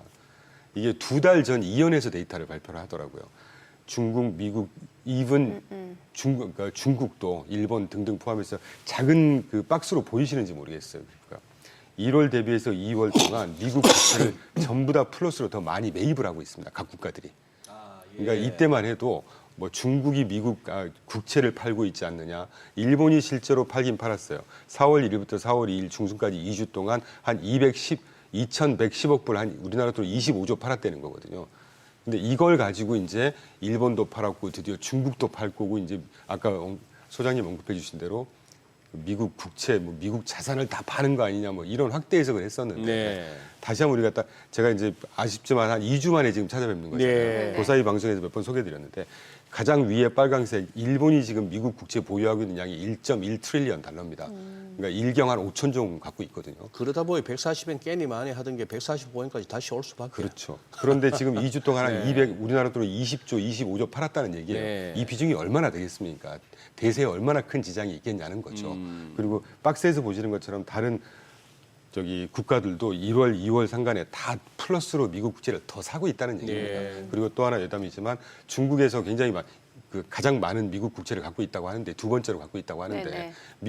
중국이 만약에 미국 국채를 일부 팔 수는 있겠지만 이게 자기 재산 아니겠어요. 그렇죠. 자기 재산을 팔아서 그 재산 값어치가 떨어지면 자기 재산이 그러니까 뭐라고 그러죠? 뭐 이렇게 희석이 될 텐데 네. 그런 우둔한 짓을 왜 하겠느냐. 그러니까 조금 해묵은 얘기가 돼서 좀 죄송스럽긴 하지만 이 한두 달 정도의 시장의 움직임 때문에 자산 배분을 하는 이런 움직임을 가지고 그 내용을 저희가 전체적인 개장하고 것처럼. 조금 더 들어보도록 네네. 하겠습니다. 저는 네. 국내 증시 흐름 확인해 보죠. 개장합니다.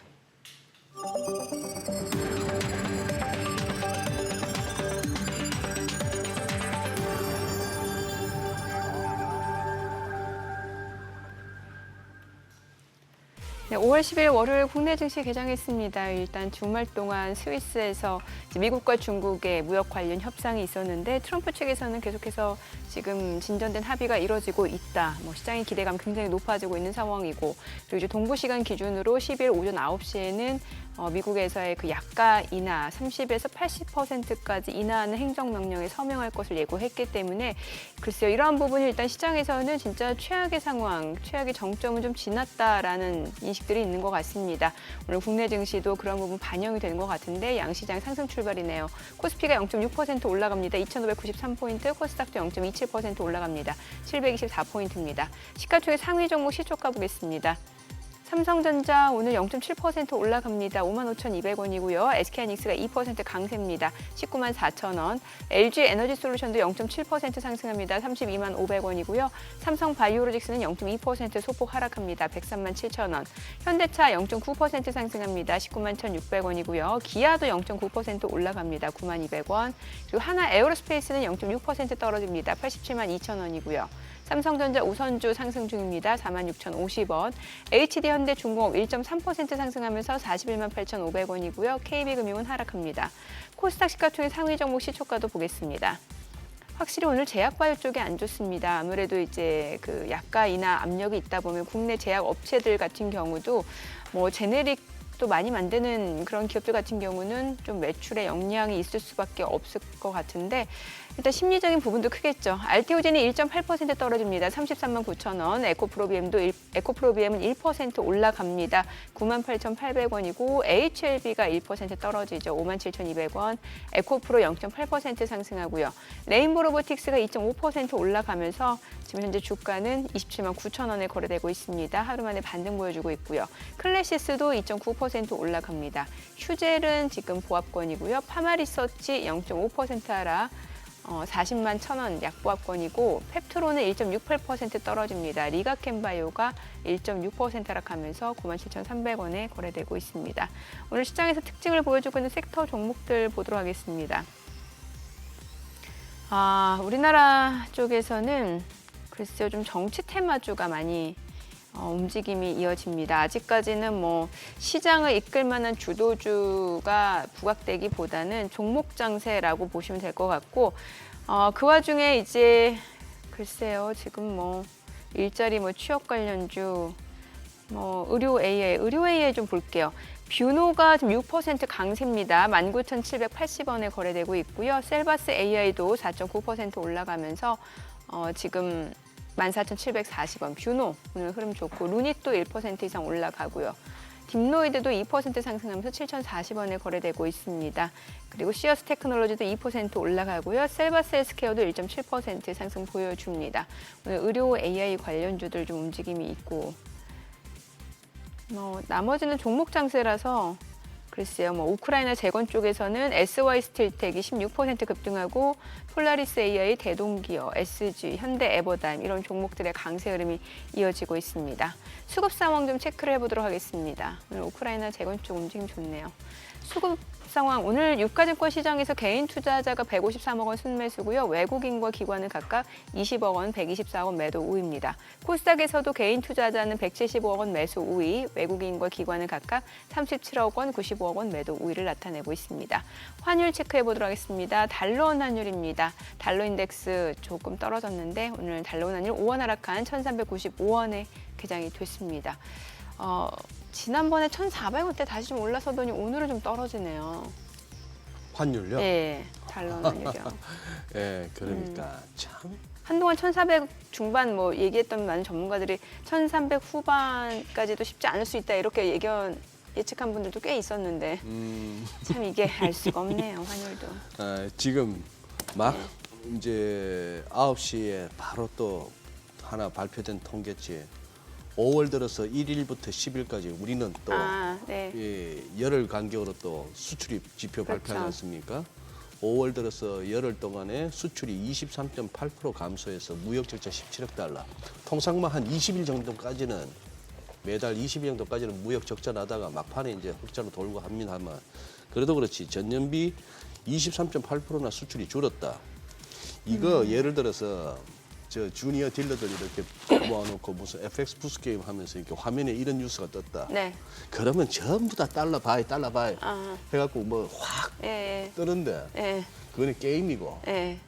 책대로 배운 대로 막 반응하니까 그런 거고 네. 현실은 지금 오늘 뭐 6%, 떨어지잖아요. 6원 7원 네. 빠지잖아요. 네. 이 참 그러니 시장 갖고 뭐 하는 거 가끔씩 보면 험할 때가 있어요. 뭐 이렇게 될 것 같다 저렇게 될 것 같다 하는 그렇죠, 예. 자체가. 예. 그런데 참 외국인이 이제 살짝 이제 거래소에서 또 순매수로 돌아주니까 지수가 좀 탄력이 붙고 하는데 어쨌거나 외국인이 좀 들어와줘야 되는데 과연 외국인이 들어오기에는 우리가 이런저런 어떤 정치 일정이 완전히 마무리돼야 되지 않겠습니까? 어떻게 보세요, 이 대표님? 저는 좀 기본적으로 우리나라 경제에 대해서 조금 걱정하는 뷰를 갖고 있기 때문에 입장 바꿔 생각해 보면 굳이 외국인들이 이 와중에 한국 증시에 적극적으로 투자하기에는 좀 그렇다. 그렇게 보신다. 네. 그래서 사실 저는 외국인들이 국내 장을 기본적으로 단기적인 플레이 정도 한다고 생각하는 게 오래된 저의 생각 중에 하나입니다. 단기 플레이. 단기 플레이.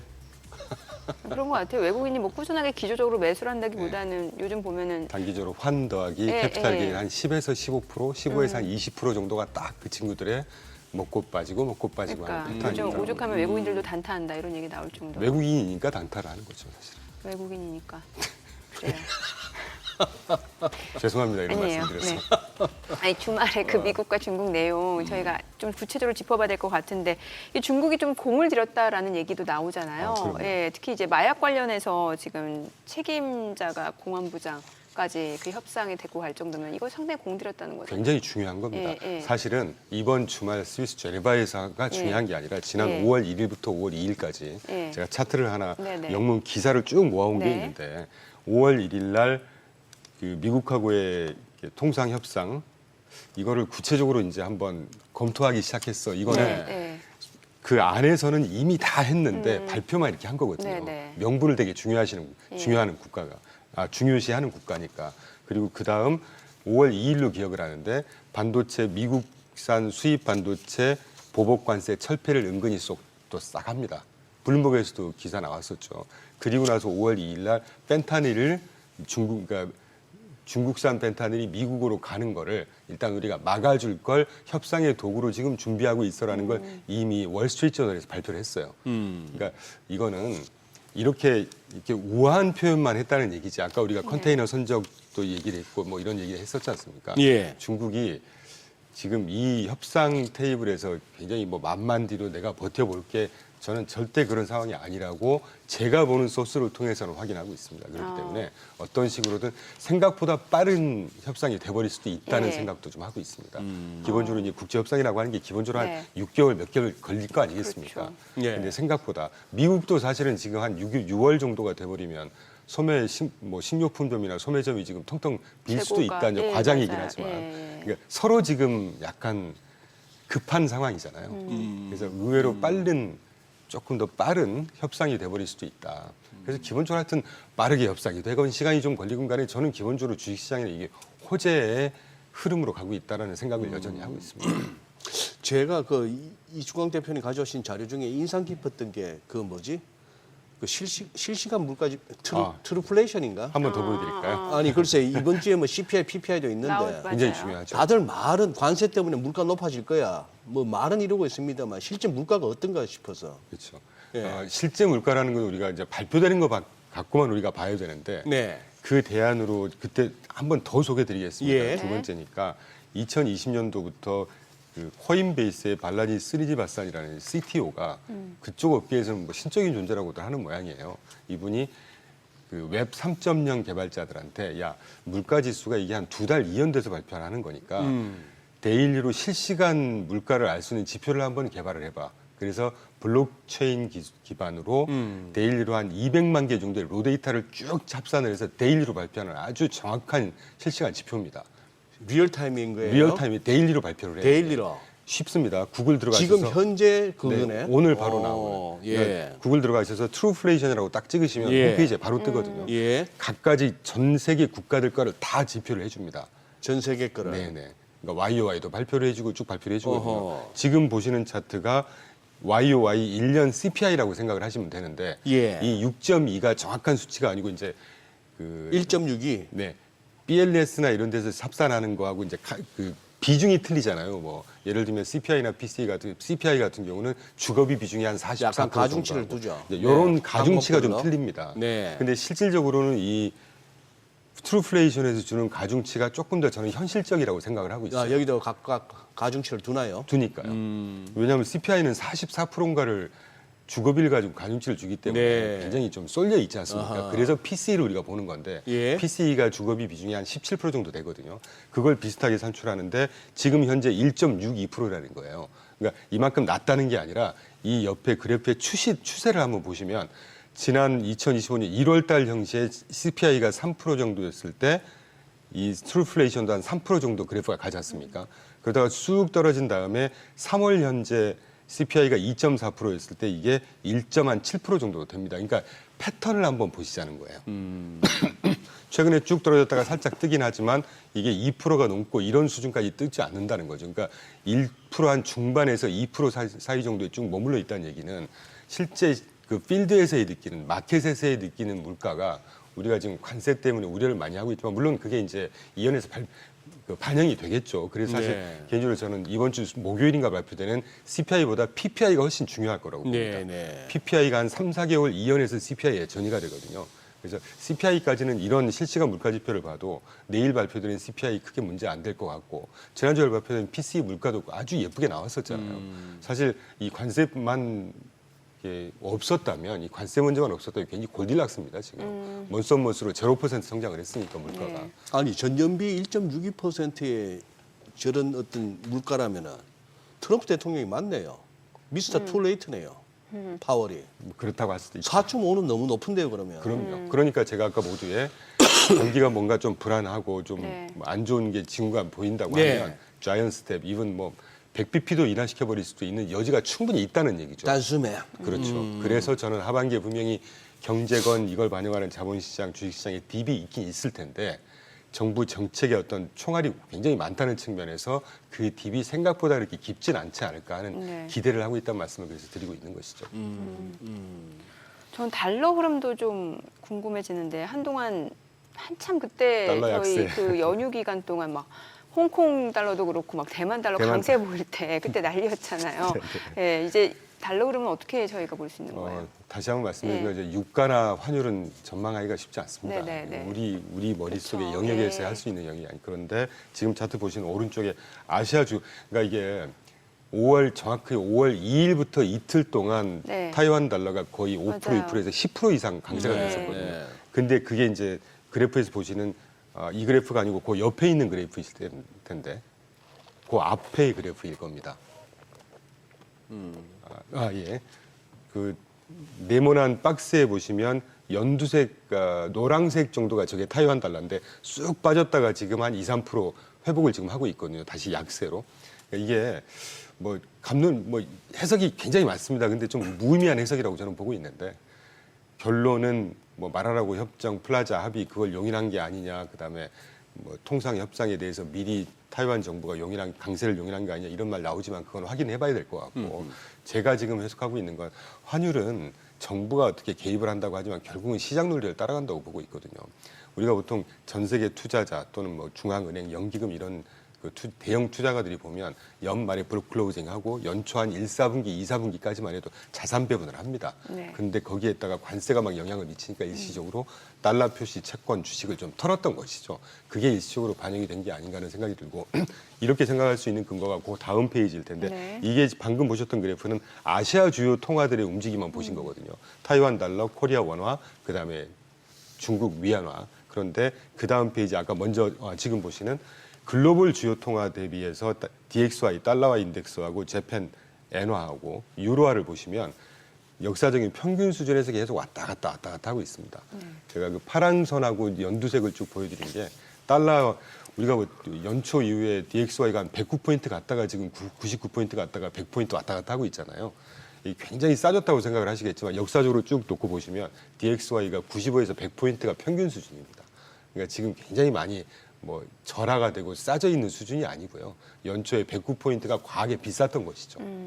그래서 US 달러가 지금 막 기조적으로 약세가 되는 이런 해석을 할 수가 있는 상황은 아니다라는 생각을 하고 있고 저는 오히려 이 달러 또는 이 관세 협의가 어느 정도 조금 실타래를 풀어가는 방향으로 간다고 하면 이전 뭐 작년 가을 정도 수치 정도로 다시 좀 회복을 하지 않을까 하는 생각을 하고 있죠. 이를테면 DX 달러 같은 경우는 뭐 105포인트에서 100포인트 사이 정도로 지금보다는 조금 더 강세로 간다든가 원화도 다시 좀 약세로 간다든가 왜냐하면 기본적으로 금리 차가 우리나라 금리 이번에 인하도 할 것 같고 미국 금리 인하 안 했고 금리 차가 기본적으로 100bp가 넘거든요. 네. 그리고 경제 어떤 체질 자체도 미국도 지금 일시적으로 조금 지난번 발표됐던 GDP 성장률이 마이너스 0.3이었지만 그게 수입이 너무 많아져서 수치가 좀 마이너스였지 실제 명목 성장률은 3.5%를 기록했거든요. 미국 1, 4분기 GDP 성장률이.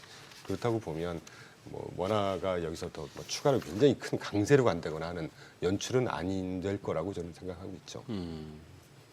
야, 근데 조금 뭐랄까 이 도널드 리딩방이라 해야 되나 트럼프 리딩방이라 해야 되나요? 약간 약발이 예전 같지가 않아요. 이 로켓처럼 치솟는다고 했는데 니케이도 살짝 음봉이 날라 그러고 우리도 지금 이거 난 다른 사람도 아니고 미국 대통령이 그렇게 내가 펌프질을 하겠다고 하는데 야, 여보 왜 이렇게 시장이 확신을 못 갖지? 그러니까 참 그 부분이 저도 참 어려운데 연출 그때 앵커님 저 살짝 짓궂게 질문하시고 네. 외도했었다고 그때 사실 저도 진짜 미국 주식을 좀 절반 정도는 털어야 되나는 심각한 고민을 했었습니다. 언제쯤요? 저번에 그게 잠깐 4월 외도하셨어. 2일 즈음 해서 그 무렵에 네. 5일, 7일 그 무렵 정말 그때 좀 무서웠죠. 이런 표현을 써서 좀 짜증 나더라고요. 이 너무 예측 불가성이고 저는 사실은 트럼프건 파월이건 정부 정책이건 이걸 그대로 수용을 해서 거기에 대응하자는 입장을 취하고 있거든요. 근데 이거는 도대체가 대응을 할 수가 없는 막 이랬다 저랬다를 막 하니까.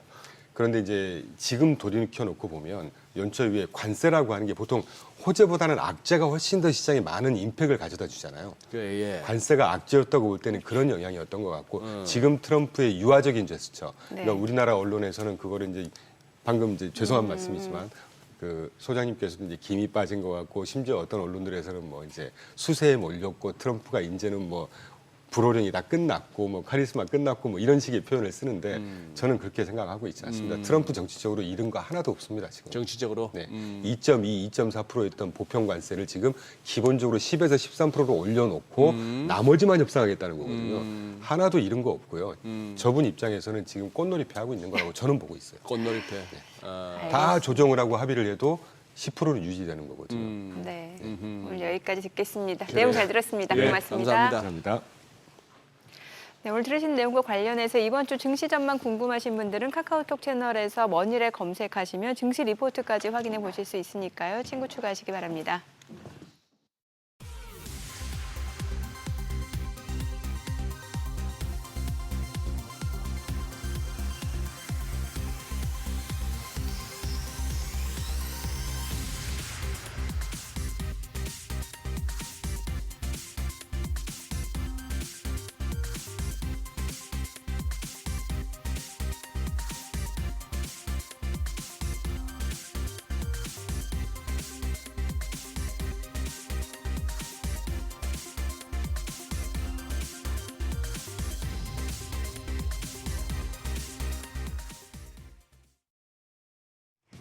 이 시각 시황입니다. 현재 국내 증시 양대 지수 혼조세 보여주고 있습니다.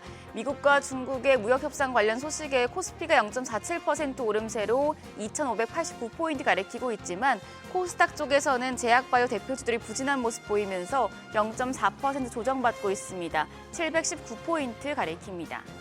수급 상황 보시죠. 유가증권 시장, 외국인과 기관 쌍끌이 매수세가 유입됩니다. 금액은 소폭이지만 외국인이 29억 원의 매수 우위 기록하고 있고요. 106억 원은 사자 포지션 취하고 있습니다. 더불어 기관 역시도 173억 원 순매수하고 있습니다. 오늘은 개인만 홀로 253억 원 팔자 포지션 취하고 있습니다. 반면 코스닥 시장에서는 메이저 수급 주체의 양 매도가 나옵니다. 외국인이 144억 원 매도 우위 가리키고 있고요. 기관도 100억 원 가까운 매도 우위 보여줍니다. 개인만 홀로 394억 원 매수 우위 나타내고 있습니다. 북락열 상하이 업종입니다. 오늘은 건강관리 업체와 서비스 쪽, 가정용 기기와 용품, 그리고 비철금속 업종이 상승률 상위권에 위치해 있습니다. 반면 생물, 공학, 제약, 식품 업종은 하락폭이 큰 것으로 집계됩니다. 그럼 시장을 주도하는 테마 종목별 시세 체크하시죠. 러시아와 우크라이나 협상 기대감에 우크라이나 재건 관련주가 상승하고 있습니다. 영국 일간 텔레그래프에 따르면 15일 튀르키예에서 러시아와 우크라이나 정상이 만나서 평화회담을 개최하는 것으로 알려지는데요. 소식에 폴라리스 AI가 15.18% 상승하고 있고 SY스틸텍이 17.45% 급등합니다. 거래가는 6,260원입니다. 대동기어가 9.9% 강세로 22,200원, SG 역시도 9.05% 상승하면서 2,710원에 거래되고 있고요. 프리엠스가 6.39% 강세입니다. 거래가는 9,820원으로 집계되고 있습니다. 오늘 AI 관련주들 전반적으로 강세 기록하고 있는데요. 의료 AI 관련주가 상승합니다. 오늘 코스닥 시장에 상장한 인공지능 기반 재생치료 플랫폼 전문 기업인 롯킷 헬스케어가 의료 AI 섹터를 주도하고 있습니다. 71.82% 급등하면서 현재 거래가 18,920원 나타내고 있고요. 의료 AI 쪽에서는 뷰노가 5% 가까이 상승하며 19,590원, 셀바스 AI가 3%대 강세로 14,470원대 거래됩니다. 밖에 스피어까지도 0.87% 오름세 나타내고 있습니다. 그리고 6.3 공식 선거운동이 오늘부터 시작된 가운데 정책과 정치 관련 테마주들이 주목받고 있는데요. 이재명 민주당 대선 후보 관련주로 퓨리오사 AI 관련주가 다시금 주목받고 있습니다. 이 후보는 지난달 4일 대선 출마 선언 이후에 첫 현장 행보로 AI 스타트업 기업인 퓨리오사 AI를 찾아서 AI 투자 100조 원 시대를 열겠다며 AI 예산을 대폭 확대하겠다고 공약한 바 있는데요. 소식에 관련주 내에서 포바이포가 7.4% 강세 보여줍니다. 거래가는 28,275원, 나우아이비가 2.56% 오름세로 1,636원대 거래되고 있고요. BSC 인베스트먼트가 3.45% 강세로 7,200원, 엑스페리스가 4.7% 올라갑니다. 4,615원에 거래되고 있고 IT센 글로벌까지도 2% 넘는 오름세 보여주고 있습니다. 마지막으로 AI 챗봇 관련주 역시 상승세입니다. 한국인공지능협회와 민주당 이재명 대선 후보가 AI 기술을 기반으로 민생경제 혁신과 국가 발전을 도모하기 위한 정책 협약을 체결한 바 있는데요. 이 소식에 AI 챗봇 관련주까지도 부각되고 있습니다.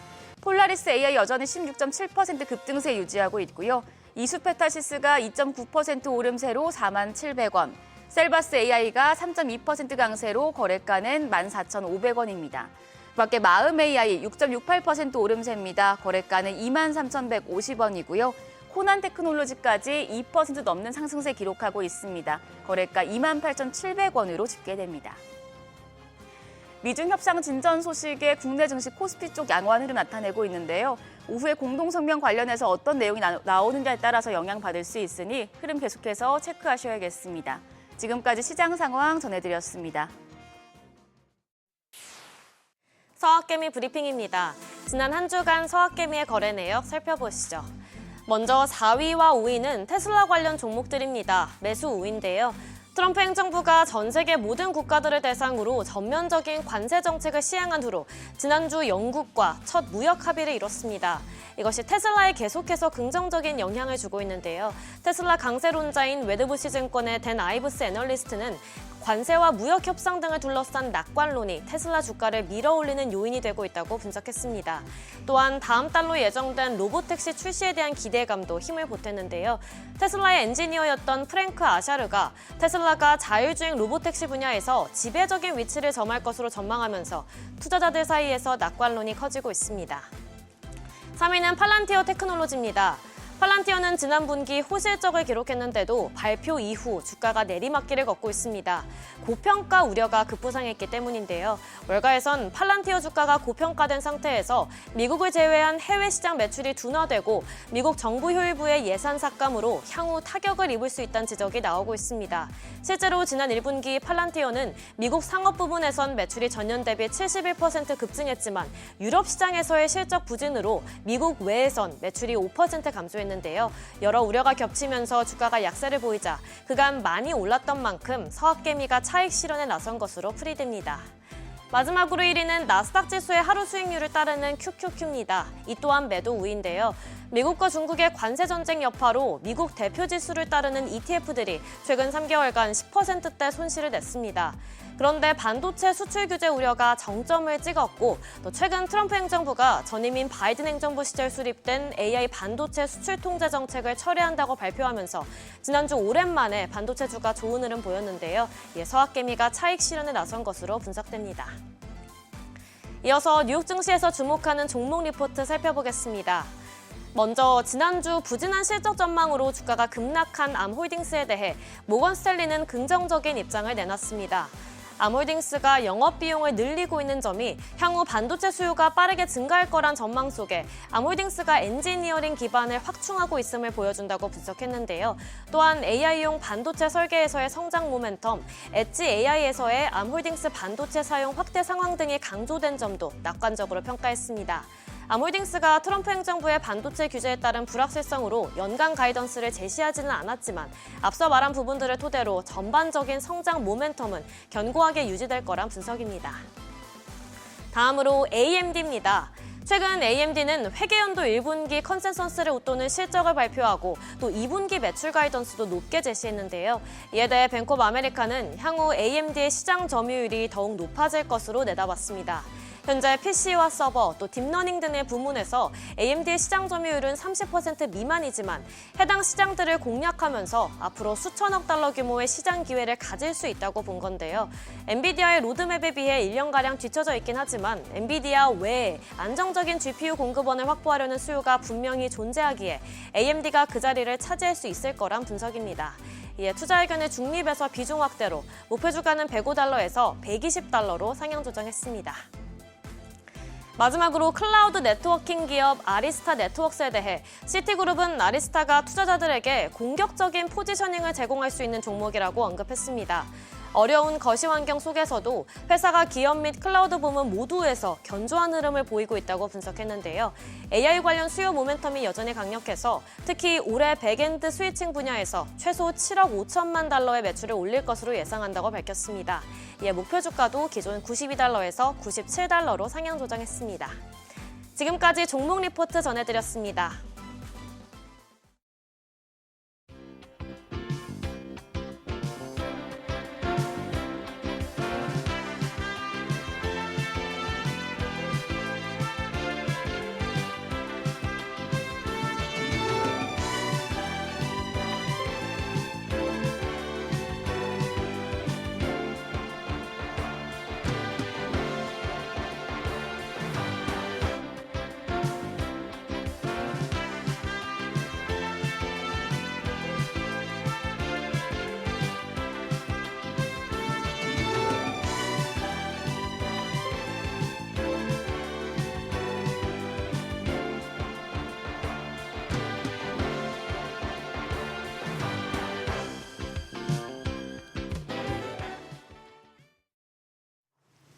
국내 대표 인터넷 플랫폼주로 꼽히는 네이버와 카카오 최근 발표한 1분기 실적 그리고 2분기 전망까지도 희비가 서로 엇갈리고 있습니다. 향후 전망에 대해서 좀 짚어보도록 하겠습니다. 네, 현대차증권 김현용 연구원 모셨습니다. 어서 오세요. 어서 오세요. 네, 안녕하십니까. 예.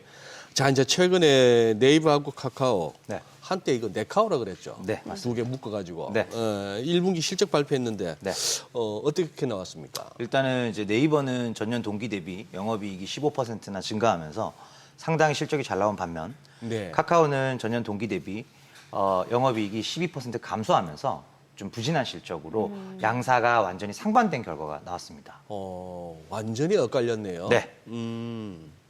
왜 이렇게 엇갈린 거예요? 일단은 네. 이제 양사의 이제 펀더멘털 차이가 실적을 갈랐다라고 보고 있는데요. 네. 우선 네이버 같은 경우에는 이제 캐시카우 역할을 하고 있는 광고 쪽도 검색 광고가 8% 증가, 그리고 디스플레이 광고도 7% 증가, 그리고 커머스도 거래액이 10%나 늘면서 실적이 전반적으로 모두 좋았던 반면에 카카오 같은 경우에는 이제 콘텐츠 부분이 전년 동기 대비 매출이 16%나 빠지면서 게임, 음악, 그다음에 드라마, 웹툰 할 것 없이 실적이 많이 부진했고 그동안 그나마 이제 실적을 좀 버텨줬었던 게 카카오 쪽에서 본다면은 이제 플랫폼 사업이거든요. 네. 근데 이 플랫폼 사업에서조차 비즈보드 광고 매출이 낮은 한 자릿수 역신장했고 또 이제 페이 쪽은 좋았으나 카카오 페이는 좋았으나 카카오 모빌리티를 비롯한 다른 신사업들도 매출이 많이 부진했어요. 그래서 이런 부분들이 양사의 실적을 완전히 갈라놓았다 이렇게 보고 있습니다.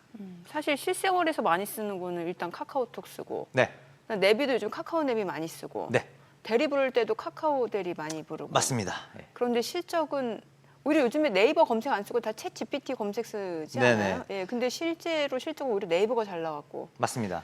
좀 그래서 약간 이해가 안 돼요. 저희가 예. 이제 이런 GPT 광풍을 통해서 체감하는 것과는 조금 다르게 예. 실제로 네이버의 검색 시장에서의 점유율은 네. 상당히 견고하게 유지가 되고 아, 있습니다. 그래요? 예. 최후 저지선으로 보고 있는 55% 점유율을 한 번도 깨진 적은 없었고요. 네. 항상 이제 50% 후반대 한 57% 이상에서 잘 유지가 되고 있는데 상대적으로 이게 영향이 적은 이유가 뭐냐면은 이 GPT류의 검색을 하시는 분들은 일단은 컨텐츠 생산 목적의 검색의 경우의 수가 훨씬 많습니다. 그러다 보니까 구글 검색을 활용하시던 분들이 예. 이 GPT 쪽에서 내가 조금 더 부가가치를 창출하기 위해서 기꺼이 돈을 내겠다. 이렇게 유료 모델로 넘어가는 케이스는 있지만 네. 애초에 네이버를 찾아서 검색을 하셨던 분들은 뉴스 검색이나 쇼핑 검색과 같은 또는 이제 장소 검색 네. 이런 것과 같이 나의 시간을 소비하기 위한 목적의 검색들이거든요. 이런 검색의 경우에는 굳이 내가 한 달에 뭐 3만 원 가까운 돈을 쓰면서까지 조금 더 고차원의 검색으로 넘어갈 그런 유인이 상당히 적고 예. 그러다 보니까 네이버의 어떤 방어력이 실제로 이제 실적을 통해서 계속적으로 입증이 되고 있는 모습이고 물론 네이버도 자체 거대 언어 모델이 있고 자사 서비스에 그런 AI를 녹이기 위해서 뭐 부단히 노력을 하고 있고 그런 결과물들이 조금씩 또 나오고 있어요. 네. 그런 것들이 겹쳐지면서 점유율 방어가 잘 되고 있다. 이렇게 지금 판단되고 있는 상황입니다. 소장님은 주로 어떻게 쓰세요? 지금 우리 네. 김영군님 말씀이 맞네요. 이제 구글 검색하시던 분들이 네. 챗 GPT로 이렇게 네, 저는 이제 구글링 하다가 그러니까. 이제 글로 넘어가고 맞습니다. 예. 이제 저도- 레스토랑 같은 경우 캐치 테이블로 검색하고 네. 저는 네. 여전히 네이버 맛집을 검색하는데 네이버 네. 맛집이요? 이 사람이 잘 안 변하거든. 예, 네이버 맛집 믿으세요? 이제 그것도 처음에 엄청 그게 많아가지고 예, 맞습니다. 정말 욕 나오는 적이 많아가지고 네, 왜냐면 광고가 이제는 너무 광고가 너무 많아요. 많죠. 네. 이제는 이제 보면서 네. 이게 진짜인지 가볼 만한 집인지 이거 잘못하면 낚이는 집인지 어느 네. 정도 노하우가 생겼어요. 아, 예. 노하우가 생겼는데 노하우가 생기기까지는 또 여러 번 시행착오가 있으실 수가 있어요. 네. 그 허접한데 정말 많아요. 전 네이버는 이제 지도만 거의 봐요. 그 거리 지도, 뷰. 예. 아니 근데 아까 네. 카카오에서 네. 뭐로 돈을 번다고요? 카카오가? 카카오는 이제 일단 지금 현재로는 플랫폼 사업 부문. 그 플랫폼 사업 부분에서 어떤 식으로 수익이 나는 거예요? 거기서 이제 카카오톡의 두 번째 탭 보시면은 이제 저희가 제일 활발하게 들어가는 채팅 탭 있지 않습니까? 예. 그 채팅 탭 위에 보시면은 배너 광고가 하나 떠 있죠. 난 거의 눈에 안 들어오던데. 예. 네네. 그게 이제 톡 비즈보드 광고라고 하는 것인데요. 그 눌러보게 돼요. 맞습니다. 아, 그래요? 예. 이것도 약간 그 빅데이터 기반으로 해서 그 사람이 주로 개인화 추천을 네, 통해서 그래가지고- 이제 광고를 네. 피드해주는 형태인데 요거 이제 광고 매출이 가장 많이 잡히고요. 그리고 또 알림톡이나 톡 채널 같은 거 많이 네네. 이제 익숙하시잖아요. 네. 그런 것들도 이제 그 중소상공인들 향으로 B2 SME 향의 비즈니스로 그 메시징 사업이라는 쪽이 또 있고요. 그리고 잘 아시는 선물하기. 그거 와 많이 같은 쓰죠. 커머스 사업, 요 세 가지가 지금 이제 톡비즈라는 사업을 플랫폼 사업의 핵심인 톡비즈 사업 구성하고 있고 여기가 이제 별도 부문에 해당하는데 영업이익률이 15% 내외 이렇게 상당히 높은 수익률을 영업이익률을 가지고 오고 있는 캐시카우 사업이 톡비즈 사업이라고 보시면 되겠습니다. 아까 카카오 모빌리티라는 거는 뭐예요? 모빌리티는 이제 카카오 내에 있는 자회사고요. 네. 그러니까 카카오 본체 별도 법인이 아니라 그 수많은 자회사들이 있잖아요. 예. 그중에 카카오 헬스케어도 있고 엔터프라이즈도 있고 모빌리티도 있고 페이도 있는데 예. 요 네 개의 자회사들을 주력으로 우리의 앞으로의 미래 성장을 책임질 어떤 신사업들이다. 새로운 성장 동력이다 해서 하나로 그룹핑을 해놨어요. 네. 그래서 이제 그걸 이제 신사업 부문이라고 하는데 거기서 매출 제일 많이 비중을 차지하는 게 카카오페이고요. 그리고 이제 카카오 모빌리티가 나머지 대부분을 구성하고 있습니다. 6대4 정도 됩니다. 지금 우리 여기서 쓰는 네. 앱에서 쓰는 카카오 택시는 어디 겁니까? 카카오 모빌리티라는 이제 카카오의 자회사가 운영을 하고 있습니다. 그러면 조만간에 또 상장된다고 봐야 되네요. 네, 모빌리티가 이제 상장을 계속 추진한다라는 얘기는 계속 있어 왔었고요. 근데 이제 그 2021년 빅테크 이제 밸류에이션 고점 그 부근에 이제 기업 가치 5조 원 정도의 이제 평가가 된 바 있고요. 네. 그러고 나서 이제 주가가 많이 그 비상장이지만 가치가 많이 빠졌잖아요. 그래서 이제 지금 상태에서 과연 이제 IPO를 눈높이만 조정하면 IPO는 가능한 종목이라고 봅니다. 왜냐하면 영업이익이 잘 나고 있기 때문입니다. 네네. 네. 저는 궁금한 게 이제 앞으로의 그 가이던스예요. 가이던스. 네네. 일단 1분기 실적은 네이버가 더 나왔는데 훨씬 좋았죠? 이제 모르겠어요. 제가 뭐 제 기준으로 생각하는 건지 모르겠습니다만 저는 네이버 이용이 확 줄기는 예. 했거든요. 네. 그래서 뭔가 이게 앞으로는 두 기업이 어떤 식으로 이제 매출 영업이익을 늘려나가는지 이게 궁금해요. 네, 네이버 같은 경우에는 네. 여전히 광고와 커머스를 두 개 축으로 보고 있고요. 네. 말씀하셨다시피 이제 네이버에 대한 이제 광고 트래픽, 검색 트래픽은 사람에 따라서 줄어들 수 있습니다. 네. 그러다 보니까 쇼핑 쪽의 비중이 과거에는 7대3으로 검색 쪽이 압도적으로 높았다면 네. 이제는 뭐 6대4 이런 식으로 커머스 쪽을 굉장히 강화시키고 있고요. 커머스 쪽. 그런 관점에서 이제 3월 하순경에 나왔었던 플러스 스토어 앱, 네. 쿠팡처럼 이제 네이버도 쇼핑 앱이 별도로 있습니다. 네. 뭐 그런 부분들을 좀 키워가고 있고 네이버 쇼핑과 넷플릭스의 제휴 이런 것들을 통해서 고객들을 묶어두려는 락인하려는 그런 전략들을 통해서 이익을 창출하겠다라는 것이고요.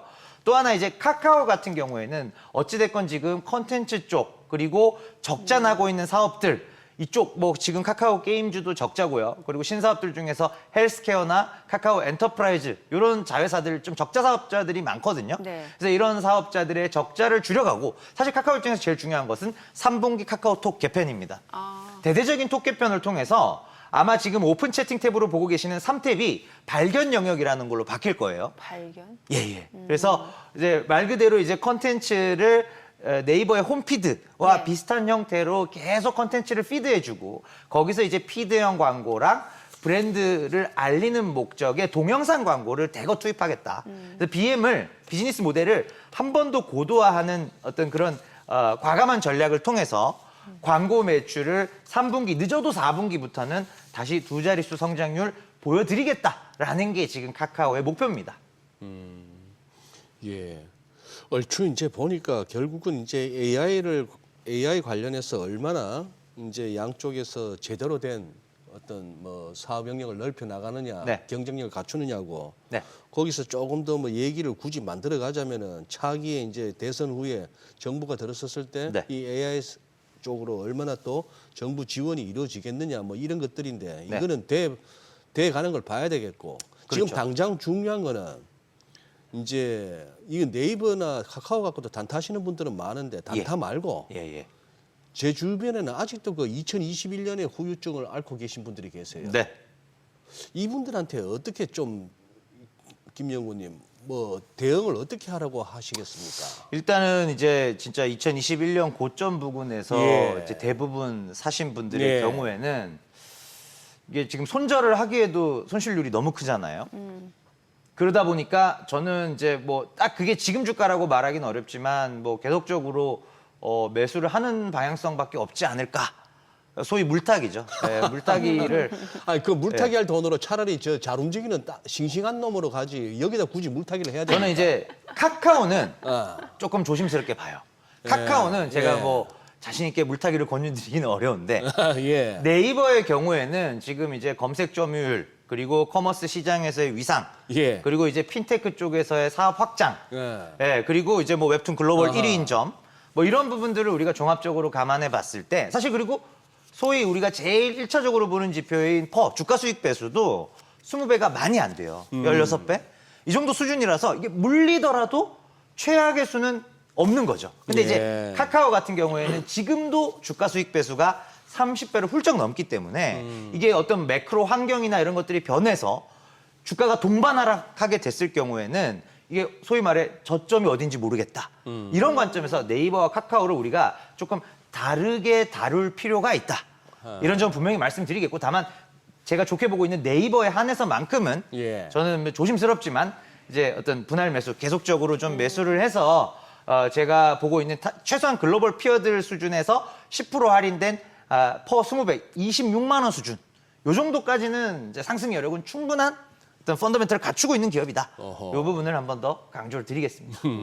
이 두 기업은 지금 AI를 어떻게 활용하고 있나요? 우선 네이버는 네. 자체 거대 언어 모델인 하이퍼클로바 X를 기반으로 하여 지금 이제 자사 서비스에도 AI들을 예를 들면 이제 뭐 웹툰에서 네. 예. 내가 좋아하는 웹툰이 있다면 그것과 유사한 그림체의 웹툰을 자동으로 추천을 해준다던가 쇼핑에서도 이제 이런 광고 문구 그 중소상공인 분들이 직접적으로 그런 카피라이트까지 작성하기 어렵잖아요. 네. 그래서 그런 광고 문구들을 자동으로 생성해 준다거나 요런 이제 지금까지는 운용 비용의 효율화 관점에서 AI를 활용했다면 이제는 이제 AI 브리핑 서비스라는 게 3월부터 시범 적용이 되고 있습니다. 네이버의 경우. 그래서 이런 AI 적용 검색 서비스들을 지금 막 테스트를 하고 있는 단계라고 보시면 되겠고요.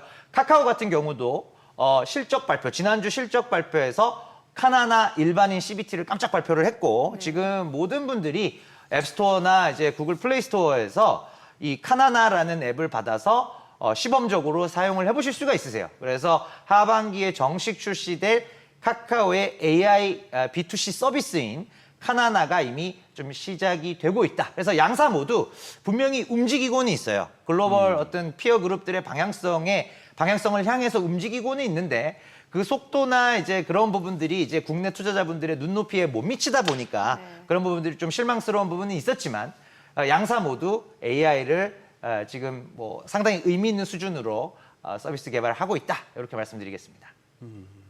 그래요. 우리 김영우님 저 네. 게임주도 보신다면서요? 네네. 예. 우선 게임주 전반도 전반이지만 이 크래프톤은 어떻게 하면 좋아요? 지금 여기서 어쩔까요? 크래프톤은 크래프톤 지금 이제 37, 8만 원 정도 예, 와 있는데요. 예. 여기서부터는 사실 실적 물론 체크를 하셔야겠지만 예. 이 펍지 기존에 있던 배틀그라운드가 가지고 있는 영업이익 이거 가지고 40만 원 뚫기는 어렵습니다. 그래서 보셔야 되는 부분은 뭐냐면 예. 저는 50만 원까지 봅니다. 이유가 펍지의 이익이 늘어서가 아니에요. 예? 배틀그라운드 이익이 늘어서가 아니고 예. 신규 IP인 3월 하순에 나왔었던 인조이라는 인생 시뮬레이션 게임 인생 그리고 시뮬레이션. 나왔었죠. 이게 이제 일주일 만에 100만 장을 팔았었고 예? 그리고 이제 여름 시즌 정도에 나오게 될 서브노티카 2라는 이름의 콘솔 게임 예. 이러한 신규 IP들이 영업이익의 비중으로 보면 아직은 미미하지만 예. 이런 콘솔 PC라는 다른 플랫폼에서 펍지가 아닌 새로운 IP가 나온다. 이제 같은 이익을 벌더라도 주가 수익 배수 퍼가 높아져야 된다라는 이제 로직으로 지금 글로벌 게임사들 대비로는 15에서 20% 정도 디스카운트를 받고 있었거든요. 예. 그래서 그 부분이 해소가 될 것이기 때문에 지금 게임주 중에서 크래프톤은 여전히 한 50만 원까지 상승 여력이 있는 것으로 보고 있습니다. 아니 지금 보니까 뭐 네. NC소프트도 그렇고 펄어비스도 그렇고 지금 주가 고점이 한참 코로나 팬데믹 때네요. 그때 이제 다들 맞습니다. 갇혀서 봉쇄 정책으로 많이 빠졌죠, 그 뒤로. 그때 예. 게임 많이 하시니까 네네, 쭉쭉 그때는 많이 했죠. 빠졌는데 예. 그러면 앞으로는 어때요? 이 성장성이 좀 있다고 보세요? 왜, 게임 쪽이요? 예, 보면 왜 한한령 해제 기대감 때도 좀 움직임이 있고 네. 하잖아요. 예. 일단 저는 크래프톤 제외한 모든 게임주를 네. 작년 11월부터 안 좋게 보고 있어요. 지금도. 크래프톤 빼고. 넷마블까지 넷마블 그나마 이제 트레이딩으로 지금 실적 잘 나왔는데 트레이딩으로. 하여튼 뭐 NC든 지금 뭐 쉬프트업이든 지금 예. 전반적으로 강한 모멘텀이 펼쳐질 만한 구간은 아니다. 큰 틀에서. 왜냐면은 이게 이제 밸류에이션이 더 올라가기 위한 방법은 딱 하나밖에 없어요. 한한령 해제가 아니고 네. 콘솔 게임에서 비중을 얼마나 가져가느냐. 콘솔. 게임. 딱 이거 하나 남았습니다, 이제. 그럼 이제 콘솔 게임에서의 비중 확대가 언제 일어날 것이냐, 이걸 보면 되는데, 아쉽지만 4분기예요, 연말. 연말께는 가야 국내 게임사들의 콘솔 신작들이 쏟아져 나옵니다. 우리 국내에서도 콘솔 게임 그거 많이 하나요?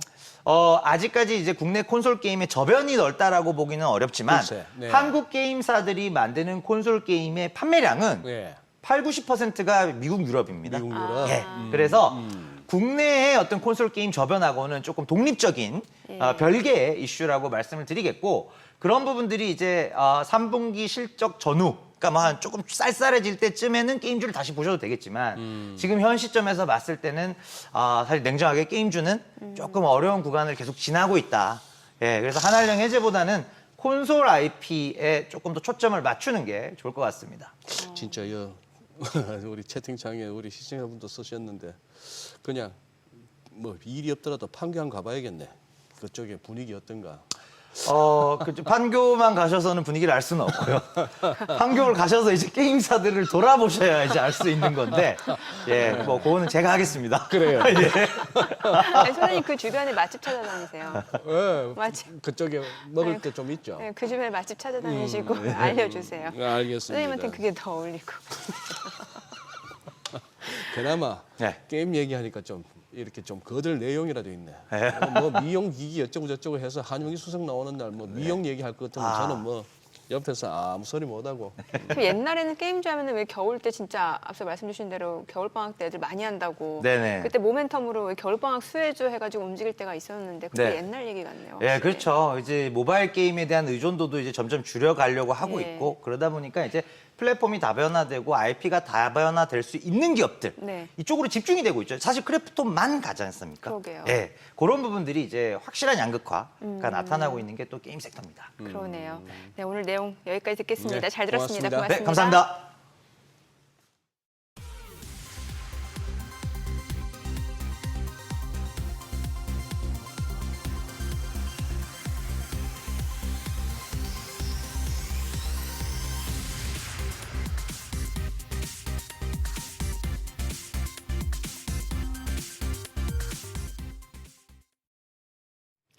네, 오늘 뭐 외국인 좀 순매수를 보여주긴 합니다만 그렇게 매수 규모가 성에 차지는 않죠. 네. 그나마 거래소에서 현물, 네. 외인 기관 순매수, 소위 말해서 쌍커리 매수가 나오니까 네. 지수가 조금 힘을 받네요. 네. 하루 중에도 요즘 일교차 크다더니만 네. 아침에 나올 때는 굉장히 쌀쌀한데 낮엔 또 덥잖아요. 맞아요. 장중 시장 흐름도 그러네요. 일교차가 커요. 네, 맞아요. 또 시장은 이러고 또 오후엔 또 어떨지 모르거든요. 그러니까. 네. 저희 방송 중에 전해드린 내용과 관련해서 모든 투자 판단의 책임은 투자자분들께 있다는 점 알려드립니다. 네, 세상의 모든 돈 드는 정보 머니쇼. 오늘은 여기서 인사드리겠습니다. 여러분의 모든 경제 SBS 비즈가 함께하겠습니다. 저희는 내일 오전 8시에 찾아뵙겠습니다. 고맙습니다.